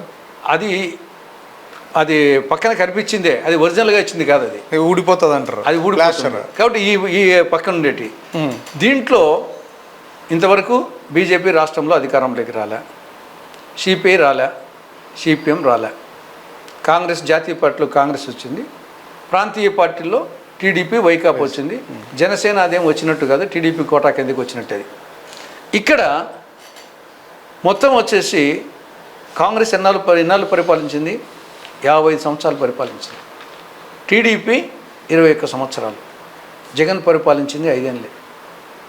కాబట్టి 55 సంవత్సరాలు పరిపాలించిన మేము ఉన్నాము, 21 సంవత్సరాల పాటు టీడీపీ ఉంది, 5 సంవత్సరాలు జగన్ ఉన్నాడు. కాబట్టి వాళ్ళిద్దరి మధ్య ఎందుకు కంపేర్ చేయాలా? మీతో కంపేర్ చేయమంటారు కాంగ్రెస్? Yes, why not? మేము ఎక్కువ రోజులు పరిపాలించినాం, మేము మా నుండి వచ్చిన వాళ్ళే మీరు. చంద్రబాబు నాయుడు ఇప్పుడు ప్రధానంగా వినపడుతున్నవి లాస్ట్ 5 ఇయర్స్లో అది ఉంది, అంతకుముందు 5 ఇయర్స్లో టీడీపీ ఉంది. ఇప్పుడు మీరు గతంలో కంటే కూడా ఇప్పుడు ఈ 2 పార్టీలతో బేస్ చేసుకుంటే అదా బెటరా ఇది బెటరా అని కాంగ్రెస్ పార్టీ పని అయిపోయిందనే వాళ్ళకు అంటే మీ సమాధానం మళ్ళీ ఇద్దరు రాహుకేతువులు, ఒకరు రాకువు ఒకరు కేతువు, ఇద్దరు మింగేస్తారంటారు. దొందే. జగన్ ఏమో అరచేతిలో వైకుంఠం చూపించాడు, చంద్రబాబు ఏమో అరచేతిలో కైలాసం చూపిస్తున్నాడు. కాబట్టి దొందే రాహుకేతువులు. బీజేపీ ఒక శనిగ్రహం, వీళ్ళిద్దరూ రాహుకేతువులు. కాబట్టి మనము వచ్చేసి ఈ ప్రభుత్వం కూడా తప్పు చేస్తామని చెప్పేదానికోసం ఆయన చెప్తున్నాం, కానీ ఆయన ఏదో అద్భుతంగా పరిపాలించినట్టు కాదు. అదే చెప్పాను కదా, వచ్చేసి పెనం మీద ఉంది, ముందు కూడా ఏమి పక్కన లేదు. పెనం మీద ఉండేది అప్పుడు కూడా సలసలా కాగుతా, అదే నిప్పులో పొయ్యిలో పడ్డట్టు అయింది. కాబట్టి మా దృష్టిలో దొందే. కాంగ్రెసో రక్షతి రక్షిత, మనము సామెత ఉంది, ధర్మో రక్షతి రక్షిత. ధర్మాన్ని మనం కాపాడితే ధర్మం మనల్ని కాపాడుతుంది. వృక్షో రక్షతి రక్షిత, చెట్లను మనం కాపాడితే చెట్టు మనల్ని కాపాడుతాయి. కాంగ్రెసో రక్షతి రక్షిత, ప్రజలు కాంగ్రెస్ను అధికారం తెస్తే కాంగ్రెస్ దేశాన్ని రాష్ట్రాన్ని కాపాడుతుంది. ఆ కాంగ్రెస్ ఎప్పటికీ అధికారంలోకి రాదేమో. ఈవీఎంల గురించి ప్రస్తావిస్తే ఈవీఎంలు మార్చకపోతే ఎప్పటికీ బీజేపీనే ఉంటుంది అనే వాళ్ళకి మీ సమాధానం సార్? అంటే దాన్ని మనము ఈవీఎంలు ఉన్నప్పుడు కూడా కాంగ్రెస్ అధికారంలోకి వచ్చింది కదా, ఈవీఎం మనం కర్ణాటకలో కూడా వచ్చింది కదా. కాబట్టి కాకపోతే ఏమంటే ఈవీఎంల విశ్వసనీయత మీద డౌట్ ఉంది. దీన్ని మనం ప్రూవ్ చేయలేం, టెక్నికల్గా మనం ప్రూవ్ చేయలేం, కానీ ఈవీఎంల మీద దానికి మెరిట్స్ ఉండొచ్చు. ఇమ్మీడియట్గా వచ్చేసి దాంట్లో రీపోలింగ్ ఉండదు, తర్వాత వచ్చేసి ఇమ్మీడియట్గా రిజల్ట్ వస్తాయి, తర్వాత చెల్లని ఓట్లు ఉండవు, కొన్ని అడ్వాంటేజ్ ఉన్నాయి. ఏది ఉన్నా విశ్వసనీయత, నా ఓటు వచ్చేసి నేను వేసిన వాళ్ళకే పడిందా అనే నమ్మకం దాన్ని వీవీప్యాట్లు ఇస్తున్నారు కదా, వీవీప్యాట్లు ఎక్కడ వీవీప్యాట్లు కౌంట్ చేసే సమస్య లేదు కదా. కౌంట్ మన మనము అన్నిటికీ పరిష్కారం ఒకటే, వీవీప్యాట్లు కౌంట్ చేసి అయిపోయాయి. అసలు అంత కూడా అవసరం లే. ఫస్ట్ రౌండ్ వచ్చేసి ఈవీఎంలు కాకుండా వీవీప్యాట్స్ కౌంట్ చేస్తే, ఈవీఎంలు చెక్ చేస్తే రెండు కోయిన్సైడ్ అయితే అయిపోయాయి. ఇంకా మళ్ళీ వచ్చేసి ఇంక ఎవరు అనేదానికి కూడా లేదు. ఎలక్షన్ కమిషన్ వచ్చేసి దాన్ని చేయడం లేదు. ఒక 5% లాస్ట్లో ఒక ర్యాండమ్గా 5% ఈవీఎంను చెక్ చేస్తాను కూడా ఒప్పుకోవడం లే లాస్ట్లో అయిపోయింది. కాబట్టి నాకు తెలిసి దీనికంటే ఫస్ట్ రౌండ్ ఆ 16, 12 ఎన్నో రౌండ్లు ఉంటాయి కదా, ఫస్ట్ రౌండ్ వీవీప్యాట్స్ ఎంత చిన్న ఈ స్లిప్పులు మనం వచ్చేసి కరెంట్ స్లిప్పులు ఎంచే పెంచుతాం వచ్చేసి ఆ స్లిప్పులు ఎంచి ఈవీఎంలు కూడా బటన్ వచ్చి ఇవేవి ఒకటే అయితే కనుక ఇంకా మిగతాది వచ్చేసి ఇంకా నువ్వు ఈవీఎంలతోనే చేసేసి ఒక్క రౌండ్ చాలు, ర్యాండమ్గా వచ్చేసి అయిపోతాయి. కాబట్టి ఎవరు దాని అప్పుడు ఈవీఎంను విమర్శించాల్సిన అవసరం లేదు. కాబట్టి ఈరోజు ఇంకా ఎందుకు అది ఎలక్షన్ కమిషను దానికి ఒప్పుకోని కారణంగా మొన్న కూడా ఎవరు ఒంగోలు జిల్లాలో వచ్చేసి పోతే అక్కడ కూడా వచ్చేసి వీవీప్యాట్లు పెంచలే, మళ్ళా మాక్ పోలింగ్ మళ్ళా వేస్తామంటున్నారు. కానీ కోర్టు అడిగింది వేరు, ఇది చేస్తానది వేరు. అమెరికా లాంటి అభివృద్ధి చెందిన దేశాలే గతంలో వచ్చేసి ఈవీఎంలు వాడి మళ్ళా పోస్టల్ బ్యాలెట్కి వచ్చిన దేశాలు చూసినప్పుడు మనము జస్టిఫికేషన్కి వచ్చేసి మనము ఏమి అభివృద్ధి చెందిన దేశాలు ముందు వాడి వెనక్కి వచ్చాయంటే ఏదో ఉందే కదా అని ఎవరిని అడిగితే నిజమే కదా అని. అమెరికా లాంటి దేశాలు వచ్చేసి చేసేటప్పుడు మనం ఎందుకు వచ్చేసి బ్యాలెట్ పోయేటప్పుడు మనం ఎందుకు పోకూడదు అంటే దానికి ఆన్సర్ చెప్పలేము. మీరు చెప్పినట్లు మరి ఈవీఎంలు వాడి కూడా తెలంగాణలో వచ్చింది కదా, కర్ణాటకలో వచ్చింది కదా, కాశ్మీర్లో వచ్చింది కదా అంటే దానికి ఆన్సర్ చెప్పలేము. కాబట్టి విశ్వసనీయత అనేది లేదు. కాబట్టి వీవీప్యాట్లు ఎంచితే సమస్య పరిష్కారం అయిపోతుంది. లేదా మళ్ళా ఇప్పుడు కూడా లోకల్ బాడీస్కి ఏమో బ్యాలెట్ పేపర్సే కదా, లోకల్ బాడీస్కి ఏమో బ్యాలెట్ పేపరే వాడుతున్నారు. మరి ఇది బ్యాలెట్ పేపరే వాడు ఏమంత ఇన్ని పార్టీలు వద్దన్నప్పుడు, ఇంత ప్రజలకు నమ్మకం లేనప్పుడు ఏమి దాని మీద ప్రజాస్వామ్యం కంటే మించిందా? ప్రజాస్వామ్యం అనేది విశ్వసనీయత ముఖ్యం. ఆ విశ్వసనీయత లేనప్పుడు దానికోసమే వెళ్ళాల్సిన అవసరం ఏముంది? ఇంతమంది ఇన్ని పార్టీలు, ఈవెన్ వచ్చేసి ఎలన్ మస్క్ లాంటి వాడే దీన్ని వచ్చేసి ఈజీగా ట్యాంపరింగ్ చేయొచ్చు అంటున్నారు. అక్కడ ఇంకొక లేడీ ఎవరో ఆవిడ అన్నది, మనం టెక్నికల్ పీపుల్ కాదు, టెక్నికల్ పీపుల్ వాళ్ళు. ఎలన్ మస్క్ వచ్చేసి అంతరిక్షంలోకి పోయి సునీతా విలియమ్స్ను తీసుకొచ్చినటువంటి టెక్నికల్ మ్యాన్ వచ్చేసి అతను చెప్తున్నాడంటే మనం ఏం అనలేకపోతున్నాం. కాబట్టి నాకు తెలిసి వీవీప్యాట్లు ఎంచడమా బ్యాలెట్ పేపర్స్కు పోవడమా అనేది బెటర్ అని నా అభిప్రాయం. జనసేన పార్టీ పరిస్థితి నెక్స్ట్ వచ్చే ఎలక్షన్స్కి 29లో ఏ విధంగా ఉండబోతుంది సార్? ఇప్పుడు ఆయన ఒక అపరిచితుడు అంటారా? ఆయన ఎప్పుడు ఏం చేస్తాడో ఆయన వచ్చేసి ఒకే స్టాండర్డ్గా ఉంటాడని కాదు. ఎందుకంటే ఆయన ట్రాక్ రికార్డ్ చూస్తే ముందు ప్రజారాజ్యం పార్టీలో ఉన్నాడు, తర్వాత పార్టీ క్లోజ్ చేశారు. తర్వాత వచ్చేసి 2014 ఎన్నికలకు ముందు పార్టీ పెట్టాడు. పార్టీ పెట్టినప్పుడు ఏమి ప్రశ్నించేదానికి అని చెప్పాడు, నేను ప్రశ్నించేదానికే పార్టీ పెట్టినాడు. 2014లో పోటీ చేయకుండా టీడీపీ బీజేపీకి చేశాడు. తర్వాత అధికారంకి వచ్చిన తర్వాత బీజేపీని విమర్శించాడు, టీడీపీని విమర్శించాడు. టీడీపీని అమరావతి విషయంలో చాలా ఘాటుగా విమర్శించాడు. బీజేపీని 2 పాచిపోయిన లడ్లు ఇచ్చింది, ఇది దక్షిణాదికి వ్యతిరేకము, ఇది నార్త్ ఇండియన్ పార్టీ అని చెప్పేసి బీజేపీని ఇట్లా చేస్తే కన్నా దేశం విడిపోయే పరిస్థితి వస్తుందని చెప్పేసి బీజేపీని విమర్శించాడు. 2019లో నేను చెగువేరా నా ఆదర్శము అని చెప్పేసి బీఎస్పీతోనూ సిపిఎంతోనూ పొత్తు పెట్టుకున్నావు. 2014లో బీజేపీతో టీడీపీతో చేసావు, మళ్ళీ విమర్శించావు, ఇట్లా వచ్చావు. మళ్ళా 2019లో బీజేపీ కేంద్రంలో ఇక్కడ జగన్ అధికారంకి వచ్చిన తర్వాత జగనేటుకు భయపడి మళ్ళీ వచ్చేసి నీ పద్ధతి మార్చి మళ్ళీ టీడీపీ చంద్రబాబు దృష్టిలోకి టీడీపీ బీజేపీ అంబిట్ లేకపోతే ఇప్పుడు సనాతన ధర్మం అని చెప్పేసి చెగువీరా నుండి మొత్తం వచ్చేసి సోమర్సాల్ట్ అంటారు, పల్టీ కొడతాంలా, ఆ విధంగా చెగువీరా నుండి సోమర్సాల్ట్ సనాతన ధర్మము ఆ సనాతన డ్రెస్ వేసుకోవడము. కాబట్టి మొన్న కూడా అనేక సందర్భాల్లో ఆ హోమ్ మినిస్టర్ అనితను ఏదో కాకినాడ మీటింగ్లో లా అండ్ ఆర్డర్ వచ్చేసి అవుట్ ఆఫ్ కంట్రోల్ అయిపోయింది అని ఆయనే ఆవిడకు మంత్రి పదవి, హోంమంత్రి పదవి ఇచ్చినట్లు, ఆయనే సుప్రీం అయినట్లు నేను తీసుకుంటా అని ఆవిడ కాబట్టి కనీసం ఉంది. లేకుంటే మీలాంటి వాళ్ళు అలాంటి వాళ్ళు అయితే చంద్రబాబు చెప్పి ఆయన పీకేయండి నన్న పీకేయండి అని చెప్పిండే వాళ్ళం. అంత ఒక పబ్లిక్లో వచ్చేసి ఒక హోమ్ మినిస్టర్ను టీడీపీ సంబంధించినటువంటి ఒక ఎమ్మెల్యేను, హోమ్ మినిస్టర్ను, ఒక మహిళను ఆ విధంగా వచ్చేసి దారుణంగా అవమానించడం జరిగింది. తర్వాత తొక్కిసలాట, టీడీపీ తొక్కిసలాట వదికు చంద్రబాబు నాయుడు కన్సర్న్డ్ మంత్రులు, ఈవోలు, చైర్మన్ అక్కడ తిరుగుతూ ఉంటే ఈయన ఇంకోసారి తిరుగుతాడు. అంటే ఏమనుకోవాలని, చంద్రబాబు నాయుడికి వ్యతిరేకమనా, లేకుంటే మరుసటి రోజున రావాలా, లేదా కొద్దిసేపు అన్నాక 5 నిమిషాల వ్యవధిలో ఈయన ఇక్కడ ఆయన అక్కడ, ఏమనుకోవాలి వచ్చేసి. తర్వాత వచ్చేసి కల్తీ నెయ్యి మీద దానికి వచ్చేసి ఈయన పాదయాత్ర. కాబట్టి ఆయన ఒక అపరిచితుడు, ఎప్పుడు ఏ డెసిషన్ తీసుకుంటాడో దాని మీద స్టాండర్డ్ కాదు. కాబట్టి ఆయన గురించి ఆల్రెడీ ఆయన 2 సార్లు ఓడిపోయినాడే కదా, 2 చోట్ల ఓడిపోయినాడే కదా. కాబట్టి మొన్న ఇలా పొత్తు వల్ల సింబియాసిస్ ఇద్దరికి మేలు జరిగింది.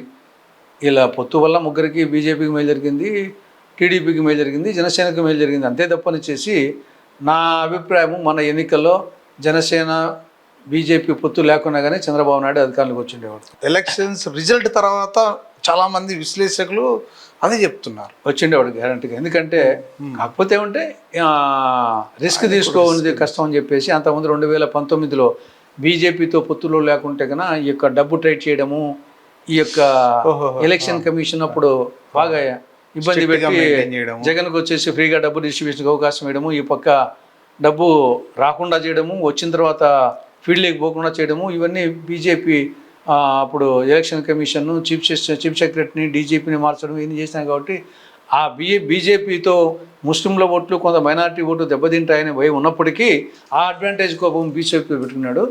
ఇంకా ఈ నేపథ్యంలో బీజేపీకి జనసేన కొంచెం ఉంది కాబట్టి ఆయన వచ్చాడు జైల్లో ఉన్నప్పుడు. కాబట్టి ఆ నేపథ్యంలో కొంత కాపు ఫ్యాక్టరీ కొంత కలిస్తే బాగుంటుందని ఏమి లేకుండా కానీ వచ్చిండేది. ఈ జైలు అంటే గుర్తొచ్చింది సార్, చంద్రబాబు నాయుడు గారిని ఆ టైంలో ఎలక్షన్స్ ఇంకా దగ్గర ఉన్నాయని బ్లెండర్ మిస్టేక్ ఇది జైల్లో పెట్టడము అని విశ్లేషణలు అనుకుంటున్నారు. మీ అభిప్రాయం సార్? కరెక్ట్, అది తప్పకుండా వచ్చేసి అంటే దానికి 1 by 1 దానికి అంటే కక్ష సాధింపు అనేది పరాకాష్ఠకు. అది అవును, మనము ఇప్పుడు పిల్లోని వచ్చేసి ఒక తల్లిదండ్రి అయినా సరే ఏదైనా పిల్లోడు తప్పు చేస్తే కొట్టడం వేరు, బాధడం వేరు. మన వచ్చేసి పిల్లోని వచ్చేసి కేసు కొట్టినట్టు ఒక తప్పు చేస్తే మన కాళ్ళు పట్టుకొని కొట్టేట్టుంటుంది. చూసే వాళ్ళకు కూడా వచ్చే పరాయి వ్యక్తులకు కూడా వచ్చేసి రాక్షసం, దుర్మార్గం అనిపిస్తుంది. ఆ విధంగా రాజకీయాల్లో ప్రత్యర్థుల మీద ఉంటాయి. కానీ ఆ కక్ష సాధింపు అనేది అసెంబ్లీలో వచ్చేసి భువనేశ్వర్ని ఆ విధంగా వంశీ కానీ నాని కానీ మాట్లాడము, ఆ సందర్భంలో ఒక దాంపత్య జీవితంలో అన్నాళ్ళు సంసారం చేసిన తర్వాత ఒక మహిళ సమాజంలో వెక్కి ఏడ్చడం అనేది అది స్పాంటేనియస్గా మీకు నాకైనా వస్తుందా? ఆ పరిస్థితి వచ్చేసి చంద్రబాబు నాయుడు వెక్కి ఏడ్చడం, ఆయన అంత పెద్ద ఆయన ఎమోషన్ అయిన తర్వాత చాలా మంది అది వాస్తవానికి వచ్చేసి ఆ 2 సంఘటనలు చంద్రబాబు నాయుడు గారికి 100% మంచి చేశాయి. ఇంకోటి ఏంటంటే చంద్రబాబు నాయుడు మొన్న రీసెంట్గా వైఎస్ భారతమ్మ గారి మీద ఒక సోషల్ యాక్టివిస్ట్ చేసినప్పుడు చంద్రబాబు నాయుడు గారు స్పందించి ఇలాంటి జరగకూడదని చెప్పడం కూడా మంచి సందేశం అది. అవును సార్, ఆ విషయంలో కూడా చంద్రబాబు నాయుడు గారు గొప్ప హృదయం అనుకోవచ్చు, అది మంచిదే. ఇక వైఎస్ షర్మిల పరిస్థితి సార్, వీళ్ళ ఆశితగాథాలు ఇవన్నీ పక్కన పెడితే ఇప్పుడు పిసిసి అధ్యక్షురాలు, ఆమె పరిస్థితి ఎలా ఉండబోతుంది నెక్స్ట్? అంటే ఆవిడ వరకు మన ఎన్నికల ముందు వచ్చింది, ఎన్నికల్లో ఆవిడ కంటెస్ట్ చేసింది ప్రెస్టీజియస్గా. అప్పటికి పార్టీ యంత్రాంగం లేకుండా ధైర్యం చేసేసి కడప ఎంపీ కంటెస్ట్ చేసింది. సరే ఓడిపోయినప్పటికీ సఫిషియెంట్ ఓట్లంటూ వచ్చినాయి. ప్రచారంలో వచ్చేసి ఏమాత్రము వచ్చేసి సంకోచం లేకుండా తన అభిప్రాయాలు చెప్పింది. అటు అస్తి విషయం ఉండొచ్చు, కానీ అట్ సేమ్ టైము పార్టీ పరంగా వచ్చేసి ఫైట్ ఇచ్చింది. సరే మేము అనుకున్న రిజల్ట్ రాలేదు, చూద్దాం ఎలా ఉంటుందో వచ్చేసి. నెక్స్ట్ కూడా ఆమె కంటిన్యూ అయ్యే అవకాశం ఉందా? అంటే జనరల్గా వచ్చేసి ఏఐసిసి నిర్ణయం తీసుకుంటుంది. ఏఐసిసి కొన్నాళ్ళు ఉన్న తర్వాత జనరల్గా 2 ఏళ్ళలో 3 ఏళ్ళలో అట్లా ఉండి మళ్ళీ కంటిన్యూ చేయడం కానీ లేకుంటే వచ్చేసి ప్రమోషన్ ఇచ్చేసి వేరే వాళ్ళని చేయడం కానీ ఇది పార్టీలో జనరల్గా వచ్చేసి ఒక ఇప్పుడు రఘువీరారెడ్డి గారు కూడా ఒక టర్మ్ ఉన్నాడు, మళ్ళీ 2వ టర్మ్ కూడా చేశారు. ఆయన యాక్చువల్గా 3వ టర్మ్ కూడా ఉండమని చెప్పారు, ఆయనే ఉండలేదు. దూరం రఘువీరారెడ్డి గారు అసలు ఎందుకు పార్టీకి దూరంగా ఉండడం ఏంటి సార్? వైసీపీలోకి వస్తాడని ఈ మధ్య బాగా వినిపిస్తోంది. శైల్యానాథ్తో కానీ అదేం లేదు, వచ్చేసి వేరే పార్టీకి పోయేదే ఉండదు.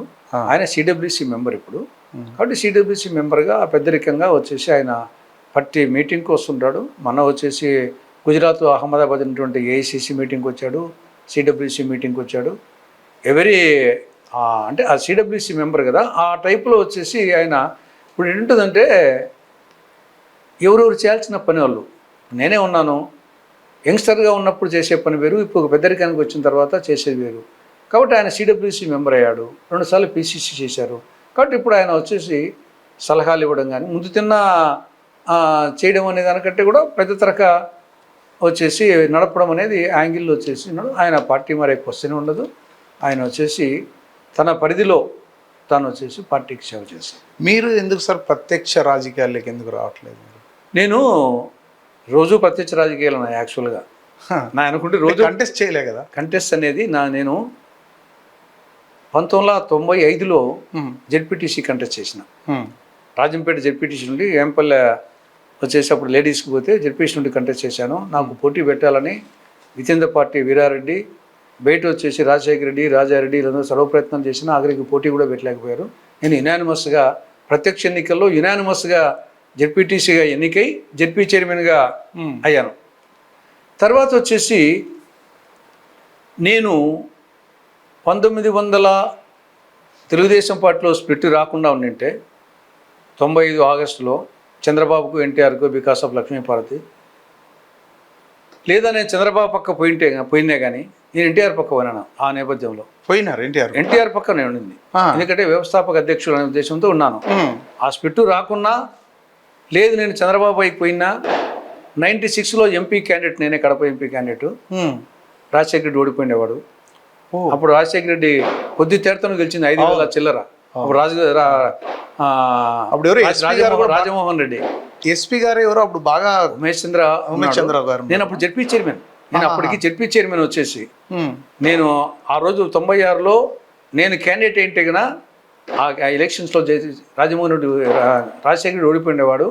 లేదు, ఆ ఎలక్షన్ తప్పిన 99లో మా ఇద్దరికి పులివెందుల అసెంబ్లీకి పోటీ పడినది హోరాహోరీగా ఉండేది. ఎందుకంటే అప్పటికే నేను జెడ్పీ చైర్మన్, పులివెందుల నియోజకవర్గంలో 6 జెడ్పీటీసీలో 3 వాళ్ళు 3 మేము గెలుచుకున్నాం. వేంపల్లె, వేముల, లింగాల 3 మేము గెలుచుకున్నాము. 3 వాళ్ళకు సింహాద్రిపురము, తొండూరు, పులివెందుల వాళ్ళకు లింగాల, వేంపల్లి, వేముల మాకు వచ్చాయి. 2 మండలాలు తెచ్చినాయి. నేను జిల్లా పరిషత్ చైర్మన్. ఇక్కడ ఆంధ్రప్రదేశ్లో తెలుగుదేశం గవర్నమెంట్, కేంద్రంలో పివి నరసింహారావు ఆయనకు వ్యతిరేకం. కాబట్టి 99లో హోరాహోరీగా ఉండేది. నేనే గెలుస్తాను చెప్పడానికి కానీ నువ్వా నేనట్టుగా ఉండేది. చరిత్ర గతే మారిపోయింది. రాష్ట్ర విభజన జరిగిండేది కాదు. జగన్ రాజకీయాలకు వచ్చే రాజశేఖర రెడ్డి ముఖ్యమంత్రి అయినవాడే కాదో, జగన్మోహన్ రెడ్డి ముఖ్యమంత్రి అయినవాడే కాదో, రాష్ట్ర విభజన జరిగిండేదే కాదో, చరిత్ర గతి ఒక్కోసారి ఒక ఈవెంట్తో మారిపోతూ ఉంటాయి కదా సార్. ఎప్పుడు ఏం జరుగుతుందో ఎలా ఒక్కోసారి ఊహకు కూడా అందదు. రాజశేఖర రెడ్డి గారు మరణం విషయం చూస్తే తర్వాత ఎందుకు నాకు కంటెస్ట్ చేసే ప్రతిసారి వచ్చేసి మన కూడా శర్మిల గారు వచ్చేసి అన్న నేను కడప ఎంపీ కంటెస్ట్ చేస్తా, నువ్వు పులివెందుల ఎమ్మెల్యే కంటెస్ట్ అని చెప్పేసి చాలా రిక్వెస్ట్ చేసింది. నిష్ఠూరం కూడా మాట్లాడింది. ఎట్లన్నా నిన్ను నమ్ముకొని మిమ్మల్ని నమ్ముకొని నేను వచ్చినాక ఈ పరిస్థితుల్లో వచ్చేసి మీరు కంటెస్ట్ చేయకుంటే ఎట్లా, మీరు చేస్తేనే కదా దానికి అని చెప్పింది. అమ్మ ఖచ్చితంగా వచ్చేసి నువ్వు చెప్పిందంటే అర్థం ఉంది, కానీ మనం డబ్బు డిస్ట్రిబ్యూషన్ చేసే పరిస్థితులు లేవు. ఏఐసిసి డబ్బు డిస్ట్రిబ్యూషన్ చేయదు, మీరు చేయలేరు, నా దగ్గర స్తోమత లేదు. నేను మామూలు రాజకీయాలు చేస్తానికి కోసం నా వాహనానికి పెట్రోల్, డీజిల్ ఇటువంటి దానికి ఉంది. కానీ ఎన్నికల్లో వచ్చేసి ఓటుకు వైకాపా జగన్మోహన్ రెడ్డి ఇచ్చినట్లు, తెలుగుదేశం వాళ్ళు ఇచ్చినట్లు ఓటుకు 1000, 1500, 2000 ఆ పోటీ పడి కోట్లు పెట్టే శక్తి నాది లేదు. ప్రజెంట్ టెండెన్సీ వచ్చేసి డబ్బులు ఇవ్వకుంటే మాత్రము పక్కింటోళ్ళుగా ఓటు వేరు, అది వాళ్ళు ఫీల్డ్లో ఉన్నట్టుగా లెక్కించరు. ఆ పరిస్థితి ఉంది. నేను నిలవన్నా, ఎవరు నిలవన్నా, గాంధీ మాతో నిలవన్నా కానీ పరిస్థితి అట్లా ఉంది. కాబట్టి నేను నిలవన్నా ఒకటే, డబ్బు లేనప్పుడు ధ్రువ కుమార్ నిలవన్నా ఒకటే. ధ్రువ కుమార్ రెడ్డి యంగ్స్టర్గా నేను ఆల్రెడీ వచ్చేసి జెడ్పీ చైర్మన్గా ఒక ఇమేజ్లో ఉన్నా, నేను మా రాజ్యసభ మెంబర్గా ఒక ఇమేజ్లో ఉన్నా, 20 పాయింట్ ప్రోగ్రామ్ చైర్మన్గా, ఒక ఫైర్ బ్రాండ్గా వచ్చేసి రాజశేఖర రెడ్డిని చంద్రబాబు నాయుడు ఎదిరించిన స్థాయిలో వచ్చేసి నాకు ఇమేజ్ ఉంది. నేను వచ్చేసి రేపు కంటెస్ట్ చేస్తే ఖచ్చితంగా డిపాజిట్ పోతుంది డబ్బులు పంచుకుంటే. వచ్చేసి నేను ఇన్నాళ్ళు మేము ఇచ్చినటువంటి వ్యక్తిత్వం వచ్చేసి పేక మీద కూలిపోతుంది. మీకంటే నువ్వు ఇంతవరకు కంటెస్ట్ చేయలే, నువ్వు రాజశేఖరుడి కూతురు తప్ప నువ్వు వచ్చేసి నీ సొంతంగా బిల్డప్ చేసుకుంది లేదు. ఇది ఒక అవకాశం, ఓడినా గెలిచిన. ధ్రువకుమారుడు పిల్లోడు, యువకుడు, గెలిచినా ఓడినా ఎన్ని ఓట్లు వచ్చినా కంటెస్ట్ చేసిన పులిందలకు జగన్మోహన్ రెడ్డి మీద అని చెప్పుకోవచ్చు. నేను వచ్చేసి జగన్మోహన్ రెడ్డి కంటెస్ట్ చేస్తే గెలిచి తీరాల. ఓడిపోయేదానికి రాజశేఖర్ని ఎదిరించుని, చంద్రబాబుని ఎదిరించుని, కాబట్టి నేను నిలబడితేకల్లా ఓడించి తీరాల. కాబట్టి ఆ పరిస్థితి లేదు. కాబట్టి ధ్రువకుమారుడికి టికెట్ ఇవ్వండి, మీరు ఎంపీగా ఉండి, నేను నిలబడినట్టుగా మీ స్థానంలో ఆయన స్థానంలో అని చెప్పేసి ఆవిడ కంటే ఎక్కువ కష్టపడి తిరిగాను. ఇది అందుకోసం నేను ప్రత్యక్ష రాజకీయాల్లోకి నేను అందరికీ టికెట్ ఇప్పించేసి నేను ఎందుకు చేయలేదంటే తెలుసు నాకు వచ్చేసి ఉండే వాస్తవ పరిస్థితి. ఇంకోరు అనొచ్చు పోటీ చేస్తే గెలిచినా ఓడినా అనే ఒక రకం కదా అనొచ్చు. అది ఒకటే బీజేపీ. పోటీ చేసినప్పుడు ఒకసారి గెలవచ్చు ఓడవచ్చు, ఛాన్స్ తీసుకోవాలి కదా, పరీక్ష రాస్తే కదా ఫెయిలా పాస్ తెలిసేది అనేది ఒక యాంగిల్. ఇక్కడ స్పష్టంగా నాకు తెలుస్తూ ఉంది. కాబట్టి ప్రజెంట్ టెండెన్సీ నేను ఆ విధంగా ప్రత్యక్ష రాజకీయాల్లో ఎందుకు కంటెస్ట్ చేయలేదంటే అందరికీ టికెట్లు ఇచ్చి నేను టికెట్ ఎందుకు తీసుకోలేదంటే కారణం ఇది. మొన్న లేటెస్ట్ ఎగ్జాంపుల్ పులిందలే. అంతకుముందు కూడా మీరు తీసుకోలే కదా, నాకు అవకాశం రాలేదు. నాకు అవకాశం ఎందుకంటే నేను చెప్తే కదా, నేను జిల్లా పరిషత్ నేను 88 నుండి 94 వరకు రాజ్యసభ, నాకు అవసరం లేదు ఎమ్మెల్యే కంటెస్ట్ చేయాల్సిన రాజ్యసభ. 90 నుంచి 2000 వరకు జిల్లా పరిషత్ చైర్మన్, జెడ్పీటీసీగా కంటెస్ట్ చేసిన జెడ్పీ చైర్మన్, అది ప్రత్యక్ష ఎన్నికలే. తర్వాత 2000 తర్వాత వచ్చేసి నేను ఒక్కసారి అడిగింది ఎప్పుడంటే 2004లో రాజశేఖర రెడ్డి, వివేకానంద రెడ్డి అడిగారు. నేను నా మీద అవిశ్వాసం పెట్టిన తర్వాత 2004 ఎన్నికలకు ముందు రాజశేఖర రెడ్డి పాదయాత్ర తర్వాత అప్పుడు నన్ను కమలాపురం కంటెస్ట్ చేయమని అడిగారు. అప్పుడు వివేకానంద రెడ్డి కడప ఎంపీగా కంటెస్ట్ చేస్తున్నాడు, నన్ను కమలాపురం ఎమ్మెల్యేగా. అప్పుడు పరిస్థితి ఏమంటే మైసూరారెడ్డి ఎంపీ కంటెస్ట్ చేస్తున్నాడు టీడీపీ తరఫున, వీరశివారెడ్డి కమలాపురం ఎమ్మెల్యే, ఇద్దరు పవర్ఫుల్ లీడర్స్. కమలాపురం నుంచి ఉండి వీరశివారెడ్డి, మైసూరారెడ్డి వాళ్ళిద్దరు ఒకరు ఎంపీగా ఒక ఎమ్మెల్యే. అప్పుడు నియోజకవర్గంలో ఈ రిగ్గింగ్ అనేది ఎక్కువగా ఉండేది, బూత్ క్యాప్చరింగ్ రిగ్గింగ్ అనేది ఎక్కువగా ఉండే రోజులు అవి. అప్పుడు ఇక్కడ వివేకానంద రెడ్డి, ఇక్కడ కమలాపురానికి పుతా నరసింహారెడ్డి కాంగ్రెస్ తరఫున. అప్పుడు నన్ను అడిగారు.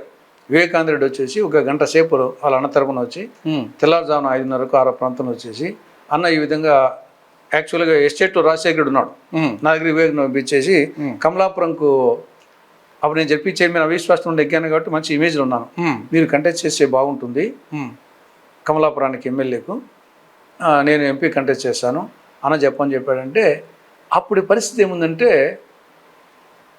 పుత్తా నరసింహారెడ్డి ఆయన ఎమ్మెల్యేగా కంటెస్ట్ చేయాలని ఆయన అన్ని హంగులు ఏర్పరచుకున్నాడు. డబ్బులు, వెహికల్స్ అన్నీ ఏర్పరచుకున్నాడు. ఆ పక్క మైసూరారెడ్డి, వీరశివారెడ్డి వాళ్ళిద్దరూ కలిస్తే దాదాపు 30-40 వేలు రిగ్గింగ్ ఉన్నాయి. ఆ నేపథ్యంలో ఈ పక్క కమలాపురం కాన్స్టిట్యున్సీ పులిందలు తిన్న ఉండదు రాజశేఖరుడు. ఈడ మైసూరారెడ్డి, వీరశివారెడ్డి డామినేషన్ ఎక్కువ ఉంటుంది రాజశేఖరుడి కంటే. స్థానికంగా వచ్చేసి నేను అప్పుడప్పుడే కాంగ్రెస్ పార్టీ కొంచెం ముందే చేరినా కాబట్టి డబ్బులు ఖర్చు పెట్టే పరిస్థితి లేదు. రాజశేఖర్ అప్పుడు అధికారంలోకి రాలే. రాజశేఖర్ కూడా డబ్బులతో బాగా ఇబ్బంది పడే రోజులు అవి 2004లో. అప్పుడు అన్న నేను చెప్పాను, అన్న మీరు డబ్బులతో ఇబ్బంది పడుతున్నారు, నేను డబ్బు పెట్టే పరిస్థితి లేదు. వాళ్ళు అన్నీ ఏమంటే మీరు జెడ్పీ చైర్మన్గా మంచి ఇమేజ్లో ఉన్నారు, మీది కమలాపురం ఓన్ కాన్స్టిట్యున్సీ, మీరు నిలబడితే కన్నా మీ వల్ల మాకు, మా వల్ల మీకు ఉంటుంది, నేను ఎట్లా ఎంపీ కంటెస్ట్ చేసినావు కదా, ఈ డబ్బుతోనే సర్దేస్తాము అన్నప్పుడు, అన్న కరెక్టే కానీ మీ దగ్గర డబ్బులు ఉండే పరిస్థితి కాదు. ఆ పక్క నరసింహారెడ్డి ఆల్రెడీ ప్రిపేర్ అయి ఉన్నాడు. కులవేంద్రారెడ్డి ఫోన్ చేసేసి రాజశేఖర్ రమ్మంటున్నాడు, త్వరగా మేము రండి అంటే, నేను పోయినాక మళ్ళీ అడిగాడు, ఏం డాక్టర్ మరి ఏం చేస్తాం కమలాపురం అంటే, లేదన్నా నరసింహారెడ్డికి ఇవ్వమని చెప్తే అప్పుడు నరసింహారెడ్డిని రమ్మని చెప్పేసి ఆయనకు ఆలోచన చేశారు. కాబట్టి ఆ విధంగా నాకు అదొకటి నేను చేసింది. 94, 96, 99లో ఈ ఎన్టీ రామారావుకు చంద్రబాబుకు స్ప్లిట్ వచ్చేసి ఆ విధంగా అనిపోవడము. ఇక తర్వాత వచ్చేసి కాంగ్రెస్లోకి వచ్చిన తర్వాత ఈ యొక్క డబ్బు సంస్కృతి విపరీతమైన తర్వాత నేను చూస్తున్నాం కాబట్టి మనకు ప్రత్యక్షంగా తెలుస్తుంది. కాబట్టి అగ్గిగుండంలో దూకినట్టే, డబ్బు లేకుండా పోతే మళ్ళీ వచ్చేదేం పరిస్థితి ఉండదు అని నేను ఉన్న ఇమేజ్ని కాపాడుకుంటే చాలు అనే యాంగిల్లో ఈ కోణంలో ఆలోచించిన. కొందరు వచ్చేసి నువ్వు రిస్క్ తీసుకోలేదు, రిస్క్ తీసుకుంటే వేరే విధంగా ఉండేది అనే వాళ్ళు కూడా ఉన్నారు. నేను అది కూడా కాదని చెప్తున్నాను. ఒకసారి రిస్క్ తీసుకున్నప్పుడు అనూహ్యంగా వచ్చేసి పరిస్థితులు మారిపోయి ఏమైనా జరగచ్చు. నేనే ఎమ్మెల్యే అంటే కన్నా డెఫినెట్గా హోమ్ మినిస్టర్ ఉండేవని, చీఫ్ మినిస్టర్ ఉండే రోజు ఉడికి వచ్చింది ఇటేమో కాదని చెప్పలేదు. ఎందుకంటే ఎవరికి ఎట్లా సటాత్ ఉంటుందో దానికి కాబట్టి ఏది ఏమైనా నేను వచ్చేసి రేవంత్ రెడ్డినే తీసుకోండి సీఎం, జస్ట్ ఎగ్జాంపుల్. కరెక్ట్. ఎక్కడ ఇప్పుడు ఏం జరుగుతుందో తెలియదు. ఆయన కంటెస్ట్ చేసిన చోట్ల వెంకటరామరెడ్డి గెలిచాడు. ఇద్దరు కేసీఆర్ ఓడిపోయినాడు, రేవంత్ రెడ్డి ఓడిపోయినారు. ఆడ వెంకటరామరెడ్డి గెలిచారు. అట్లా ఉంటాయి సార్. ఇంకోటి రాజశేఖర రెడ్డి గారికి మీకు కొంచెం మధ్యలో ఎప్పుడో కొంచెం పరపొచ్చలు వచ్చినాయి, అంటే మిస్అండర్స్టాండింగ్ వచ్చి ఏదో వచ్చింది. దేనికి సార్ అది? అంటే మొదటి నుండి ఆయన నేను ప్రత్యర్థులం కదా. నేను టీడీపీ, ఆయన కాంగ్రెస్. మళ్ళా నాకు జిల్లా పరిషత్ అవిశ్వాస తీర్మానం అప్పుడు ఆయన అవసరం ఆయనకు, నా అవసరం దాంతో, రాజకీయ అవసరాలు ఇద్దరికి. అప్పుడు వచ్చేసి 98లో నుండి 98 వరకు ఆయన ప్రత్యర్థిని, మెయిన్ ప్రత్యర్థిని నేనే. కంటెస్ట్ చేయలేదు కానీ ప్రత్యర్థిని జిల్లా నియోజకవర్గంలో. తర్వాత నెక్స్ట్ పార్టీలో చేరిన తర్వాత నాకు ఆయన గౌరవం ఇచ్చింది వాస్తవమే, కానీ పార్టీ పరంగా అధికార ప్రతినిధి పదవి ఇచ్చారు కానీ ప్రభుత్వ పరంగా ఏమి ఇవ్వలే. దానికి 2 సార్లు ఎమ్మెల్సీ టికెట్ ఇచ్చే అవకాశాలు వచ్చినాయి కానీ ఇవ్వలే. దానికి కారణం వచ్చేసి ఒకటి, ఇద్దరి సేమ్ సామాజిక వర్గం, ఇద్దరిది సేమ్ కాన్స్టిట్యున్సీ, దాదాపు 10-12 ఏళ్ళతో రాజకీయ ప్రత్యర్థులము. నన్ను ఎంత గౌరవించినా, నా మీద ఎంత రెస్పెక్ట్ ఇచ్చినా లోపల అనేది అది ఆయనకు వెంటాడుతూనే ఉన్నట్టు తెలుస్తూ ఉంది. కాబట్టి సేమ్ రెడ్డి, సేమ్ నియోజకవర్గం. తర్వాత వాళ్ళ ఫ్యామిలీ వచ్చేసి చెప్తుంది కదా, అది ఒక బోయింగ్ విమానం టైప్లో. ఆ నేపథ్యంలో వివేకానంద రెడ్డికి ఒకసారి పుత్త నరసింహారెడ్డికి ఎమ్మెల్సీ ఇచ్చారు, ఒకసారి వివేకానంద రెడ్డికి ఎమ్మెల్సీ ఇచ్చారు. ఆ 2 సార్లు నాకు ఇచ్చే అవకాశం ఉన్నది. నేను అడిగే క్వశ్చన్ లేదు, అడగలేదు. వివేకానంద రెడ్డి గారి టైంలో ఖచ్చితంగా ఇవ్వచ్చనే అభిప్రాయం ఉన్నది. కానీ వచ్చేసి ఆయన పిలిచి, మా కుటుంబంలో పరిస్థితికి తెలుసు కదా డాక్టర్, ఒత్తిడి ఎక్కువగా ఉంది, నీకు అన్యాయం చేస్తున్నాను, నీకు వేరే విధంగా న్యాయం చేస్తాను అని చెప్పేసి ఆ ఎమ్మెల్సీ వివేకానందకి ఇవ్వడం జరిగింది. దాని తర్వాత నెక్స్ట్ అయిపోయిన తర్వాత ఆయన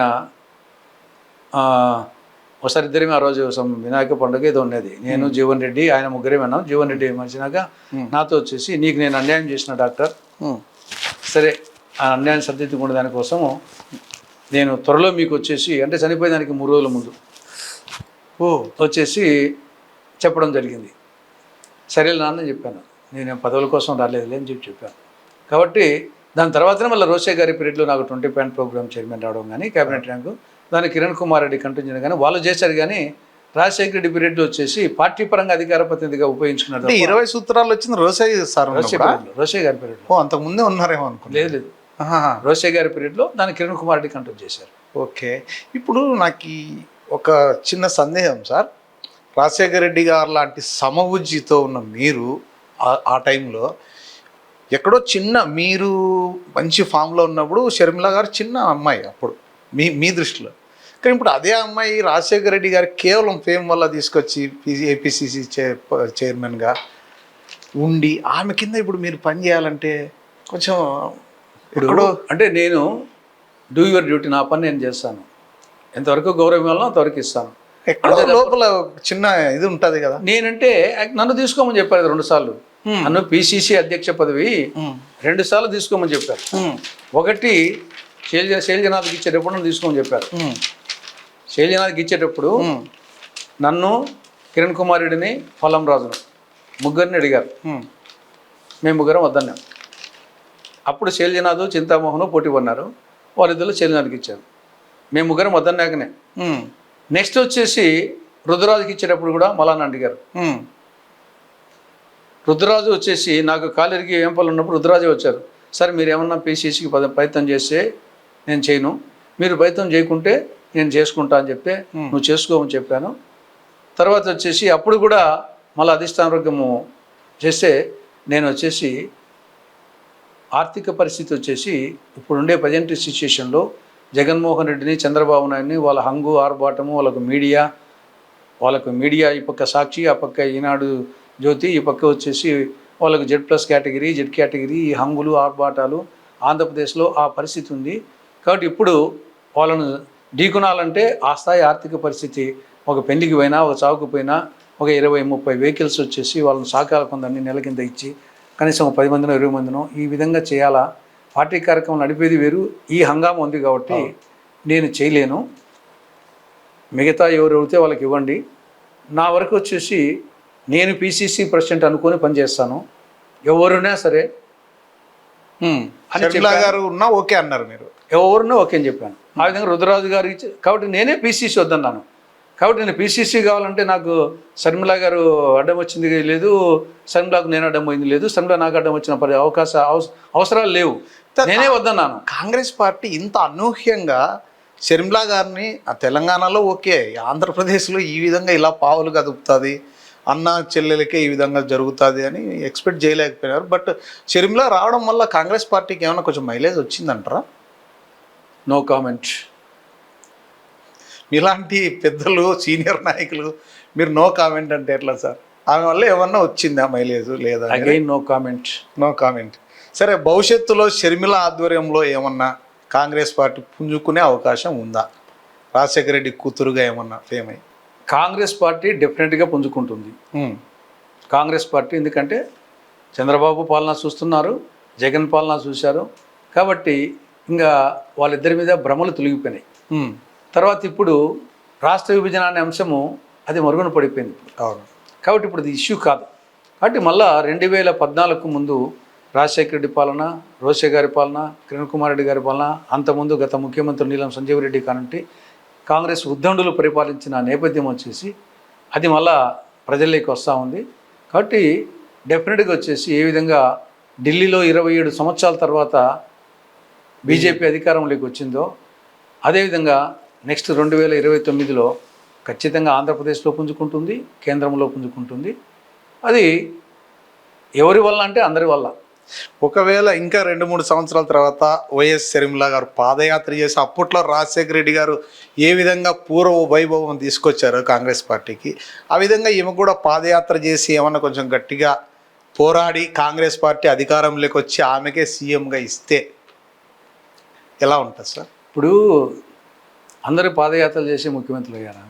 ఈ దేశంలో ఎక్కువ రోజులు పరిపాలించిన జ్యోతిబాసు పాదయాత్ర చేయలే.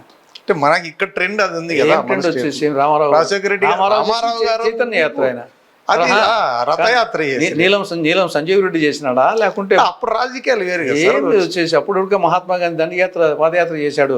ఆ రోజులకు పాదయాత్రలు ఉన్నాయి.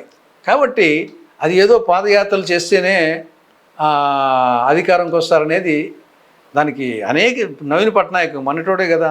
నవీన్ పట్నాయక్ వచ్చేసి 21 సంవత్సరాల పాటు ముఖ్యమంత్రి, ఏ రోజు పాదయాత్ర చేశాడు? జయలలిత పాదయాత్ర చేసిందా? కరుణానిధి పాదయాత్ర చేశాడా? ఆంధ్రప్రదేశ్లో ఎంతమంది ముఖ్యమంత్రులు పాదయాత్ర చేశారు? కాబట్టి అది ఏదో పాదయాత్ర చేస్తానే అధికారంకి వస్తాము కరెక్ట్ కాదు. ఒకవేళ ఆమె సీఎంగా క్యాండిడేట్ ఉండి మీరు ఆమె కింద పని చేయాల్సి వస్తే ఒకరి కింద పని చేయడం ఏంది ఇది? అవును సార్, ఇప్పుడు సీఎం ఉన్నప్పుడు సీఎం తర్వాతనే కదా ఎవరైనా స్టేట్లో. ఇప్పుడు ఈ శరీరంలో అనేక అవయవాలు ఉంటాయి. ఈ చెయ్యి ఏమనుకున్నది వచ్చేసి నేను బాగా కష్టపడి అన్నం పిసికి నోట్లోకి పెడతాంటే ఈ నోరు ఇంటెస్టైన్ తిని కమ్ముగని తిని వాళ్ళు వచ్చేసి పెద్ద లెవెల్ కొడుతున్నారు, నేను 2 నాళ్ళు పని చేయకుంటే ఏమవుతుందో చూపిస్తా అని చెప్పేసి చెయ్యి వచ్చేసి కలపకుండా అన్నం తినకుండా పెట్టిందంట. 2 నాళ్ళకు వచ్చేసి చెయ్యి లేదంట. అంటే ఈ శరీరం అనేది అన్ని అవయవాలు పనిచేస్తేనే ఈ తులసిరెడ్డి అనే శరీరం ఉంటుంది. దీంట్లో ఏది ఎక్కువ అంటే గుండె ఎక్కువే, ఊపిరితిత్తులు ఎక్కువే, నరాలు ఎక్కువే, మెదడు ఎక్కువే, ప్రతిదీ అన్నీ పనిచేస్తేనే ఈ యొక్క శరీరం అనే తులసిరెడ్డి ఉంటాడు. వచ్చేసి ఒక పార్టీలో ఒక వ్యవస్థలో రకరకాల పాత్రలు పోషించే వాళ్ళు ఉంటారు. తలకాయ పాత్ర పోషించాలి. కళ్ళు వచ్చేసి ఇక్కడ ఉంటేనే ఉంటాయి. కళ్ళు కిందికి వచ్చి ఏమవుతాయి, కాళ్ళ కింద పడితే పట్టకన పగిలిపోతాయి. కాబట్టి అంత మాత్రం చేతి వచ్చేసి కాళ్ళు తక్కువని కాదు, కళ్ళు ఎక్కువని కాదు. కాబట్టి ఎవరెవరి పాత్ర వాళ్ళు నిర్వహించాలా. ఒక సినిమా వచ్చేసి కొన్ని సినిమాలు హీరో వలన సక్సెస్ అవుతాయి, కొన్ని సినిమాలు హీరోయిన్ వల్ల సక్సెస్ అవుతాయి, కొన్ని సినిమాలు హాస్యనటుల వల్ల సక్సెస్ అవుతాయి, కొన్ని సినిమాలు విలన్ వల్ల సక్సెస్ అవుతాయి, కొన్ని సినిమాలు అందరి వలన సక్సెస్ అవుతాయి, కొన్ని సినిమాలు డైలాగ్స్ బుల్లెట్స్ మాటలతో సక్సెస్ అవుతాయి, కొన్ని సినిమాలు పాటలతో సక్సెస్ అవుతాయి, కొన్ని సినిమాలు ఒక్క పాటతో సక్సెస్ అవుతాయి. కాబట్టి ఇది ఒక వ్యవస్థ అనేది. అందుకే మీరు స్పోక్స్ పర్సన్ అయినారు సార్. ఫైనల్గా ఇప్పుడు మళ్ళీ జగన్మోహన్ రెడ్డి గారు పాదయాత్ర చేయబోతున్నారని అక్కడ వార్తలు వినిపిస్తున్నాయి. మరి దీనికోసమే ఏమో ఆయన కూడా ట్రెండ్ మళ్ళీ అదే ట్రెండ్లోకి వస్తున్నారేమో అనుకోవచ్చు. అంటే దాని పాదయాత్ర అని కాదు, ఒక పార్టీకి నాయకునికి రకరకాలు పబ్లిక్లోకి పోయేదానికి ఇప్పుడు అసెంబ్లీ ఒక వేదిక, అవును, పార్లమెంటు ఒక వేదిక, మండలి ఒక వేదిక, టీవీ చర్చా వేదికలు ఒక వేదిక, ప్రెస్ మీటింగ్స్ ఒక వేదిక, సోషల్ మీడియా ఒక వేదిక, సార్ పబ్లిక్లోకి పోవడం ఒక వేదిక, నిరసన దీక్షలు చేయడం ఒక వేదిక, సైకిల్ యాత్ర, మోటార్ బైక్ యాత్ర, బండ్ల యాత్ర, ఎద్దుల బండి యాత్ర, రైలు యాత్ర, బస్సు యాత్ర, వివిధ రకాల వచ్చేసి ఇవన్నీ ఒక రాజకీయ పార్టీ. ఇప్పుడు కమ్యూనిస్ట్ పార్టీ వాళ్ళు ఇప్పుడు వచ్చేసి ఉపాధి హామీ పథకం మీద వాళ్ళు నిన్న బల్లపల్లి నుండి యాత్ర చేశారు. కాబట్టి మేము చేసే యాత్రలతో పోలిస్తే, ఎస్పెషల్లీ కమ్యూనిస్టులు చేసే యాత్రలతో పోలిస్తే చంద్రబాబు యాత్ర, జగన్ యాత్ర నథింగ్ అంట వాళ్ళతో పోలిస్తే. కాబట్టి అన్ని పార్టీలు వాళ్ళ పద్ధతుల్లో చేస్తారు. ఆ పద్ధతిలో జగన్ కూడా వచ్చేసి అతను ఒక ప్రధాన ప్రతిపక్ష పార్టీగా వచ్చేసి ఆయన బాధ్యత నిర్వహించాలా. ఎమ్మెల్యేలకు ఇష్యూస్ ఉన్నాయి కదా, కాబట్టి ఆయనకు మీడియా ఉంది, ఇష్యూస్ ఉన్నాయి, ఒక పార్టీ అధ్యక్షుడు, మాజీ ముఖ్యమంత్రి. కాబట్టి డెఫినెట్గా తిరుగుతాడేమో దాంట్లో. ఒకవేళ చంద్రబాబు నాయుడు గారు కావచ్చు, జగన్మోహన్ రెడ్డి గారు కావచ్చు, మిమ్మల్ని ఆహ్వానిస్తే పార్టీలోకి వెళ్ళే అవకాశం ఉంది? సూర్యుడు తూర్పున ఉదయించేవాడు పడమట ఉదయించవచ్చునేమో కానీ తులసిరెడ్డి ఇంకా పార్టీ మారడు, కాంగ్రెస్లోనే ఉంటా. గౌరవం ఇవ్వకుంటే వచ్చేసి ఊరికన్నా ఉంటా. ఒక సీనియర్ రాజకీయ నాయకునిగా, సీనియర్ కాంగ్రెస్ నాయకునిగా ఎవరన్నా గౌరవం ఇవ్వకుంటే సీనియర్ కాంగ్రెస్ నాయకుడు, మాజీ రాజ్యసభ సభ్యుడు, మాజీ జిల్లా పరిషత్ చైర్మన్, మాజీ 20 పాయింట్ ప్రోగ్రామ్ చైర్మన్, దాన్ని ఎవరు తీసేయలేరు కదా. దాని మీద, ఆ హోదా మీద నా యొక్క నిరంతరము, నా యొక్క శ్వాస ఉన్నంత వరకు, నాకు శక్తి ఉన్నంత వరకు ప్రజా సమస్యల మీద మంచి అంటే మంచి అని చెప్తా, చెడ్డ అంటే చెడ్డని చెప్తా. అది జగన్మోహన్ రెడ్డి ఉన్నా, అది చంద్రబాబు నాయుడు ఉన్నా, పవన్ కళ్యాణ్ ఉన్నా, కాంగ్రెస్లో కూడా వితిన్ ద పార్టీలో ఉంటూ ఎంతవరకు చెప్పాలనో, తప్పు ఉంటే కన్నా ఎంతవరకు కొంతవరకు మిగతా ప్రతిపక్ష పార్టీని విమర్శించేంత స్థాయిలో విమర్శించాం. కానీ అది మా పార్టీ కూడా తప్పు చేసి ఇది కరెక్ట్ కాదని చెప్పేసి ఇన్నర్ మీటింగ్లో కూడా చెప్తా. కాబట్టి నేను ఏ పార్టీలోకి మారే క్వశ్చన్ లేదు. నేను చెప్తే కదా, నేను అదే ఉంటే పిసిసి అధ్యక్ష పదవి ఎప్పుడు తీసుకొని ఐసా తేల్చుకునే వాళ్ళు చంద్రబాబు నాయుడు, జగన్మోహన్ రెడ్డితో ముఖ్యమంత్రులు వాళ్ళ నేనా. కాబట్టి వాళ్ళ కిందికి పోయి వచ్చేసి నేను ఉండాల్సిన అవసరం లేదు. ఇప్పుడు నేను వచ్చేసి నా వ్యక్తిత్వం చాలా వచ్చేసి సత్య హరిశ్చంద్రునికి ఈరోజు ఎందుకు అనుకుంటున్నాం, చక్రవర్తి అని కాదు, సత్యం ఉన్నాడు కాబట్టి రాజ్యాన్ని పోగొట్టుకున్నాడు, పెళ్ళాన్ని పోగొట్టుకున్నాడు, కొడుకు పోగొట్టుకున్నాడు, కానీ ఇప్పటికీ అనుకుంటున్నాం. కాబట్టి వ్యక్తిత్వం తప్ప పదవులు అనేది నథింగ్ నా దృష్టిలో. ఆ పదవులు కూడా నాకు అనుకోకుండానే వచ్చేసినాయి. నేను ఎన్నిసార్లు ఒకసారి రాజ్యసభ చేసినా రాజ్యసభే, 4 సార్లు చేసినా అంతే. వేరే వాళ్ళకి అవకాశం చాలా మంది వచ్చేసి 2 సార్లు 3 సార్లు 4 సార్లు తీసుకోవడం కరెక్ట్ కాదని నా అభిప్రాయం. ఇచ్చినా కూడా తీసుకోకూడదని. వేరే వాళ్ళకి అవకాశాలు, నీకు ఎక్స్ అనేది ఉంది కదా, దాంట్లో వచ్చేసి ఉపయోగించుకోవచ్చు కదా. కాబట్టి నాకు పదవుల మీద ఆశ లేదు, డబ్బుల మీద ఆశ లేదు.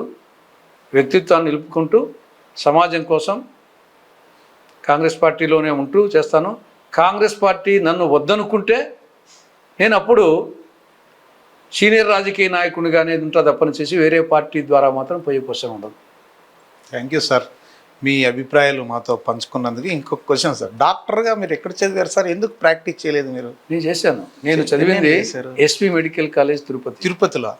మెరిట్ మీదనే నా అకాడమిక్ క్యారియర్ వచ్చేసి నాది ఎస్ఎస్ఎల్సి కమలాపురం, కడప జిల్లా కమలాపురం నియోజకవర్గం, ఈర్పనాన్పల్లి మండలంలో పాయసంపల్లి అనే కందుల మంగమ్మ జిల్లా పరిషత్ హై స్కూల్లో చదివాను. ఓ, మీది విలేజ్ బ్యాక్గ్రౌండ్ అయితే? నాది స్కూల్ ఫస్ట్, డిస్ట్రిక్ట్ ఫస్ట్, ఓ స్టేట్ ఫోర్త్, ఎస్ఎల్సి మార్క్స్ ఇప్పటికీ స్కూల్ ఫస్ట్, జిల్లా ఫస్ట్, స్టేట్ ఫోర్త్ ర్యాంక్ అప్పుడు. తర్వాత నాకు ఎంబీబీఎస్ మెరిట్ స్టూడెంట్నే ఓ ఎస్పీ మెడికల్ కాలేజ్ తిరుపతి. దాని తర్వాత ఇమీడియట్గా వచ్చేసి నేను పీజీకి పోవాల్సింది. కానీ నేను హౌస్ సెర్చ్ చేసేటప్పుడు నేను వచ్చేసి అనుకోకుండా ఒక మాట కోసం మ్యారేజ్ చేసుకోవాల్సి వచ్చింది మా మిస్సెస్ను. అంతవరకు ఆమె చూను కూడా చూడలేదు. లవ్ మ్యారేజా? లవ్ మ్యారేజ్ కాదు, అరేంజ్డ్ మ్యారేజ్ కాదు. అది ఒక మాట కోసం వచ్చేసి అంటే మీ నాన్న వాళ్ళు ఇచ్చిన మాట, మీరు ఇచ్చిన మాట? నేను ఇచ్చిన మాట, నేను వాళ్ళ అమ్మకి ఇచ్చిన మాట. మా అవ్వ అనే మీ బంధువులేనా? ఆవిడ మాకు బంధువులేనా? బంధువులు కాదు, వాళ్ళు మొదలయ్యార్స్, తమిళియన్స్. ఓ వాళ్ళు మొదలయ్యార్స్, తమిళియన్స్. తెలుగు వస్తుంది అనుకోండి. కాబట్టి ఒక అనుకోని సందర్భంలో ఒక ఇచ్చిన మాట కోసం వచ్చేసి నిలబడినాను. దానికోసం వచ్చేసి మా పెద్దలను ఎదిరించి చేసుకోవాల్సి వచ్చింది. ఇమీడియట్గా నా భార్యని పోషించుకునే దానికోసము నా ఎంబీబీఎస్ అయిపోతానే, హౌస్ సర్జన్ అయిపోతానే వేంపల్లిలో ప్రైవేట్ మెడికల్ ప్రాక్టీషనర్గా 77లో ప్రాక్టీస్ పెట్టాను. నేను అత్తగారి నుండి పైసా నా దగ్గరికి, వాళ్ళు పైసా లేదు వాళ్ళ దగ్గర, నేను అమ్మగారి నుండి పైసా తీసుకోకుండా నేను ఒక ట్రంకు పెట్టెతో వేంపల్లిలో వచ్చేసి మెడికల్ ప్రాక్టీషనర్గా ప్రాక్టీస్ చేసి ఒక మా ఇంటికి ఇప్పుడు ఇంటికి శివాలయంలో అరుగు మీద 15 రోజులు వచ్చేసి అరుగు మీద నేను నిద్రపోయి ప్రాక్టీస్ చేసి ఆ 15 రోజుల్లో సంపాదించిన డబ్బుతో నా మిసెస్ తిరుపతి పోయి పిలుచుకొని వచ్చేసి నేను పైసాతో ఒక చాప కానుంటి, ఒక బెడ్ కొని, ఒక గడియారం కొని, దానికి కూడా ఒక్కొక్క ప్రాక్టీస్ చేసుకుంటూ గుండు సూది కాంటి సంపాదించుకొని ఆ విధంగా వచ్చేసి 9 ఏళ్ళు 86 వరకు, నేను 77 నుండి 86 వరకు 9 సంవత్సరాల పాటు సిన్సియర్గా రోరింగ్ ప్రాక్టీస్, తీరికలేని ప్రాక్టీస్. అప్పట్లో కలరా ఎక్కువ వచ్చేటి. నేను ప్రాక్టీస్ పెట్టిన రోజుల్లో కలరా కేసులు ఎప్పుడంటే వచ్చేటి. అవి వచ్చేసి సక్సెస్ రేట్ ఎక్కువ ఉండేటి. ఆ విధంగా రోరింగ్ ప్రాక్టీస్ నేను అనుకోకుండా టీడీపీలోకి రామారావు గారు తెలుగుదేశం పెట్టినప్పుడు అనుకోకుండా యాదృచ్ఛికంగా రాజకీయాలకి రావడం జరిగింది. లేకుంటే నేను స్టూడెంట్గానా పీజీకి పోయిండేవాడిని. అవును. యూజువల్గా ఆ రోజుల్లో ఎంబీబీఎస్లో ఒక్క సబ్జెక్ట్లో కూడా పాస్ కాకుండా 6 ఏళ్ళలో పాస్ అయ్యేవాళ్ళు 30-40%. మిగతా అందరూ మెరిటోరియస్ ఉండే వాళ్ళు కూడా ఫెయిల్ అవుతారు. కానీ ఒక్క సబ్జెక్ట్లో కూడా ఫెయిల్ కాకుండా అన్ని సబ్జెక్టులో పాస్ అయ్యి ఉన్నటువంటి నేను పీజీకి పోవాల్సింది. నా మ్యారేజ్ నేపథ్యంలో వచ్చేసి నా కుటుంబాన్ని, నా భార్యను పోషించుకునే దానికోసం పీజీని వదులుకొని ప్రాక్టీస్ పెట్టాల్సి వచ్చింది. ప్రాక్టీస్ పెట్టిన నేపథ్యంలో అనుకోకుండా యాదృచ్ఛికంగా రాజకీయాలకు రావడం జరిగింది. ఇది కాబట్టి నేను వచ్చేసి మీరేం గోల్డెన్ స్పూన్ అనుకున్నా కదా సార్? నేను వచ్చేసి చాలా పేద కుటుంబము. నా చిన్నప్పుడే మీ ఫోర్ ఫాదర్స్ నుంచి గోల్డెన్ స్పూన్తో పుట్టినారేమో అనుకున్నా. నాకు 3 సంవత్సరాల వయసులో మా అమ్మ చనిపోయింది. 3 సంవత్సరాల వయసులో. అప్పుడు మా తల్లిని కూడా చూడలేదు. కాబట్టి నేను, మా నాయన, మా చిన్నన్న ముగ్గురం వచ్చేసి అన్నం వండుకోవాలా, పాలు చూసుకోవాలా, పేడకల్లు ఎత్తాలా, తర్వాత మళ్ళీ 5 కిలోమీటర్లు పాయసంబులకు పోవాలా, రావాలా, అన్నీ మొత్తము ఎద్దుల సేద్యం చేశాను, మడక దున్నాను, కడ్డీల గుంటకు పాసాము, తర్వాత పాలు చూసుకున్నాము, మజ్జిగ చిలికాము, పేడకల్లు ఎత్తాము, గంజి ఎత్తాము. కాబట్టి ఒక ఇంట్లో వచ్చేసి ఒక స్త్రీ పురుషులు ఇద్దరు చేయాల్సిన పని మేము చేసాము. నేను, మా అన్న, మా నాన్న ముగ్గురమే ఉన్నాం. కాబట్టి అది వచ్చేసి ఏం పని చేసినా కానీ దాన్ని పర్ఫెక్ట్గా చేయాలి అనే యాంగిల్లో చిన్నప్పటి ఉంటే ఏ పని చేయడం నామోషి కాదు. తప్పు చేయడం నామోసి, అప్పు చేయడం నామోసి, అంతే తప్పని చేసి పని చేయడం వచ్చేసి నామోషికి ఎప్పుడూ భావించలే. చిన్నప్పటి ఉంటే నాకు వచ్చేసి ఒక సత్యహరిశ్చంద్రుడు, ఒక శ్రీరామచంద్రుడు అంటే ఒక క్యారెక్టర్ అనేది దాని ఆదర్శంగా నాకు మనసులో తెలియకుండా పోయి దానికోసం వచ్చేసి మాట మీద నిలబడినాను. పెళ్లి చేసుకున్నాను కష్టాలు వచ్చినా నేను పెళ్లి చేసుకుంటాను చెప్పినట్టుగా ఆవిడ ముఖం కూడా చూడలేదు నేను. అది అది చాలా పెద్ద స్టోరీ. మళ్ళీ ఎప్పుడన్నా నెక్స్ట్ వచ్చినప్పుడు ఫ్యామిలీ గురించి డెఫినెట్ గా చేద్దాం. ఇంకోటి ఇచ్చిన మాట కోసం అది కూడా లవ్ మ్యారేజ్. లవ్ అనుకోవచ్చు కదా, inter caste marriage. Inter caste. నేను 31 రూపాయలతో పెళ్లి చేసుకున్నా. నా పెళ్లి ఖర్చు 31 రూపాయలు. తర్వాత వచ్చేసి నాకు 2 కూతుళ్ళ మ్యారేజ్ కూడా పెళ్లి కార్డు కూడా కొట్టేయకుండా మళ్ళీ వాళ్ళకు కూడా సింపుల్గానే చేశాను. అబ్బాయిలు ఏం లేరు సార్? 2 అబ్బాయిలు, 2 అమ్మాయిలు, 2 సెటిల్. కాబట్టి అబ్రాడ్ 2 అమెరికాలో ఉన్నారు. కాబట్టి పొదుపు అనేది, సింప్లిసిటీ అనేది, డ్రెస్ వేసుకోవచ్చు. కానీ ఈ డ్రెస్ కూడా నేను వచ్చేసి ఒక గ్రామీణ ఒక రైతుకు సంబంధించిన డ్రెస్సు, కానీ పట్టు పీతాంబరాలు అవన్నీ డ్రెస్ వచ్చేసి వేసుకున్నంత మాత్రాన లగ్జరీ లైఫ్ కాదు. చూస్తే లగ్జరీగా వచ్చేసి ఉంటారు అనుకుంటారు, కానీ సింపుల్ లైఫ్ వచ్చేసి నాది బాల్యం నుండి ఇప్పటి వరకు కూడా. నా ఇల్లు కూడా సింపుల్గా ఇప్పటి కూడా దంతలి మీద నాది ఇప్పటికీ దంతలి ఉంటుంది. ఇప్పటికీ వచ్చేసి నాకు సింప్లిసిటీని వచ్చేసి లైక్ చేస్తాను. అది నేను నా మనసు దానికి సంతోషపడుతుంది. ఎంత సింపుల్గా ఉంటే అంత మనసు సంతోషపడుతుంది. ఆ నేచర్ నాది అంతే. మీలాంటి వాళ్ళని నేను చాలామందిని అబ్జర్వ్ చేశాను సార్. కింది స్థాయి నుంచి అత్యున్నత వరకు అన్నీ చూసి, ఎందుకంటే మీరు పార్లమెంటు చూశారు, అసెంబ్లీలో చూశారు, రాజకీయ నాయకులతో ఉన్న మీ ర్యాపో చూశారు, అన్నీ చూశారు. ఇవన్నీ చూసి వాట్ ఈస్ ద లైఫ్, చాలామంది గర్వపడుతూ సర్పంచ్ అయితేనే చాలు 2 వెహికల్స్ రాళ్ళ 10 మంది జనాలను వేసుకొని విర్రవీగుతుంటారు, నాకంటేనా అనేది. ఇదన్నీ చూసిన తర్వాత what is the life? Life వచ్చేసి మనము ఈ సృష్టిలో చరాచర ప్రపంచంలో సమస్తకుడి జీవరాశిలో త్రికాల జ్ఞానం ఇచ్చింది ఒక మనిషికే దేవుడు. భూత వర్తమాన భవిష్యత్ కాలాల గురించి ఆలోచించే త్రికాల జ్ఞానం. కాబట్టి ఉత్కృష్టమైన జన్మ మానవ జన్మ సకల చరాచర ప్రపంచంలో. ఆ ఉత్కృష్టమైన మానవ జన్మ మనం ఒక గ్లాసు మంచినీళ్ళు ఇస్తే థ్యాంక్స్ అంటాం, ఒక గ్లాసు మంచినీళ్ళు ఇచ్చే థ్యాంక్స్ అంటాం. అటువంటి ఉత్కృష్టమైన జన్మ ఇచ్చినటువంటి వాడెవరు? దేవుడు, భగవంతుడు. అది అల్లా అనొచ్చు, దేవుడు అనొచ్చు, రాముడు అనొచ్చు, కృష్ణుడు అనొచ్చు, ఎవరనొచ్చు. ఒక అతీతమైన శక్తి వచ్చేసి ఇచ్చింది. కాబట్టి ఒక గ్లాసు మంచినీళ్ళు ఇచ్చడానికే థ్యాంక్స్ చెప్పినప్పుడు ఈ ఉత్కృష్టమైన జన్మ ఇచ్చినటువంటి ఆ దేవుడు ఎన్నాళ్ళు ఉంటాము మనం జీవిస్తే? మహాజీవిస్తే 100 సంవత్సరాల పాటు. బాల్యము, కౌమారము, యౌవనము, వార్ధక్యం, జననము, మరణము మధ్యలో ఇవన్నీ. బాల్యం గడిచిపోతుంది, కౌమారము గడిచిపోతుంది తెలియకుండానే. వార్ధక్యంలో ఏం చేయలేము, ఎదురు చూస్తూ ఉంటుంది. ఉండేదల్లా యవ్వనము, మధ్య వయసు. ఆ యవ్వనము, మధ్య వయసులో ఏ మానవుడైతే దాన్ని సద్వినియోగం చేసుకుంటాడో, time and tide wait for none, సమయం అమూల్యం, అలా రాదు, ఇప్పుడు పోయిన రాదు. కాబట్టి ఈ మధ్యకాలాన్ని, ఈ మధ్య వయసును ఏ మానవుడైతే సద్వినియోగం చేసుకుంటాడో అతడే చరితార్థుడు, అతడే చరిత్రకారుడు. పరోపకారాయ ఫలంతి వృక్షః, పరోపకారాయ దుహంతి గావః, పరోపకారాయ వహంతి నద్యః, పరోపకారార్థం ఇదం శరీరం. అంటే ప్రకృతిలో ఒక చెట్టు మధురమైన ఫలాలు ఇస్తుంది, ఏం ఆశించకుండా. ప్రకృతిలో ఒక నది తీయటి నీరిస్తుంది, ఏం ఆశించకుండా. ప్రకృతిలో ఒక ఆవు కమ్మని పాలిస్తుంది, ఏం ఆశించకుండా. అంటే ఒక నది, ఒక చెట్టు, ఒక పశువు పరుల కోసం పరితపిస్తూ ఉంటే ఉత్కృష్టమైన జన్మ ఎత్తిన మానవుడా, నువ్వు ఏ విధంగా పరోపకారం కోసం జీవించాలనో ఆలోచించుకోమని నా సుభాషితం చెప్తుంది. కాబట్టి మానవుడు అనేవాడు తనకు ఉన్నంత వరకు వేరే వాళ్ళకు హాని చేయకుండా, తన ఉన్నంతలో మాట సహాయమా, చేత సహాయమా, ఎంతవరకు చేయగలడో అంతవరకు. అది ఒక వచ్చేసి జనార్దన్ రెడ్డి తిన్న 30 కోట్ల రూపాయలు వచ్చేసి తిరుమల దాంట్లో వేయలేకపోవచ్చు. 30 కోట్ల రూపాయలు విలువ చేసే బంగారు. కానీ మనము వచ్చేసి మహాభారతంలో ఒక సద్బ్రాహ్మణుడు వచ్చేసి ఒక జొన్నలు వచ్చేసి ఏరుకొని వచ్చి జొన్నలు వచ్చేసి పిండి చేసుకొని తింటూ ఉంటే వాళ్ళని పరీక్షించాలని వచ్చేసి పరమేశ్వరుడు వచ్చేసి వాళ్ళను బిచ్చాందేహి అంటే అది పెట్టేస్తారు. వాళ్ళు వారం రోజులు ఉంటే తిండిలాగా అవసరపడుతుంటారు. అటువంటి దానగుణం వచ్చేసి ధర్మరాజు రాజసూయాగం కూడా దానికి సరిపోలేదని చెప్పేసి ఒక ముగిసి చెప్తుంది.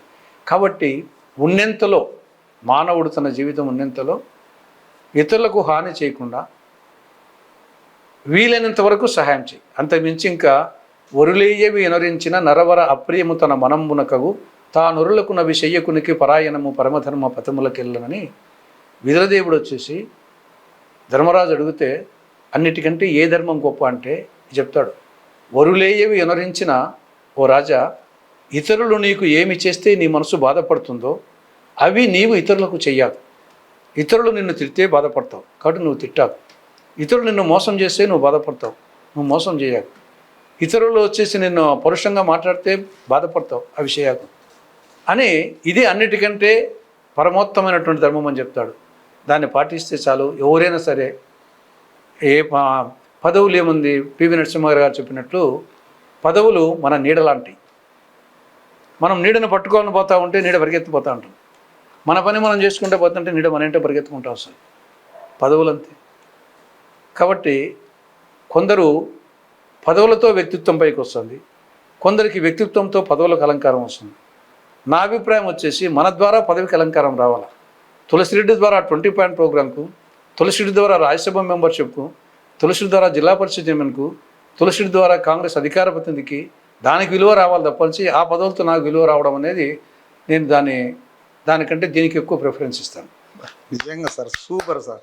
ఒక్క క్వశ్చన్తో మీలో చాలా విషయం ఉంది. నెక్స్ట్ వచ్చినప్పుడు చూస్తూనే ఉండండి ప్రేక్షకులారా, ఎందుకంటే ఈరోజు సమయాభావం వల్ల సార్తో ఇంకా ఏవో చేయాలా. ఎందుకంటే ఇదొక డిక్షనరీ ఉన్నట్టు నాకు తెలిసి తులసిరెడ్డి గారు అంటే ఈ డిక్షనరీలో మరిన్ని పేజీలని ఈసారి వచ్చినప్పుడు లాక్కోవడానికి ప్రయత్నం అయితే చేస్తారు డెఫినెట్గా సార్ని. ఎందుకంటే ఎప్పుడో ఈ గతంలో అనంతపూర్కి వచ్చినప్పుడు R&B గెస్ట్ హౌస్లో వచ్చారు. ఈరోజు కూడా మనం రిక్వెస్ట్ చేస్తాం, మన స్టూడియోకి వచ్చారు. డెఫినెట్గా నెక్స్ట్ వచ్చినప్పుడు మరిన్ని టాపిక్స్తో మీ ముందుకు వస్తా. చూస్తూనే ఉండండి. Thank you sir. Thank you. ధన్యవాదాలు సార్.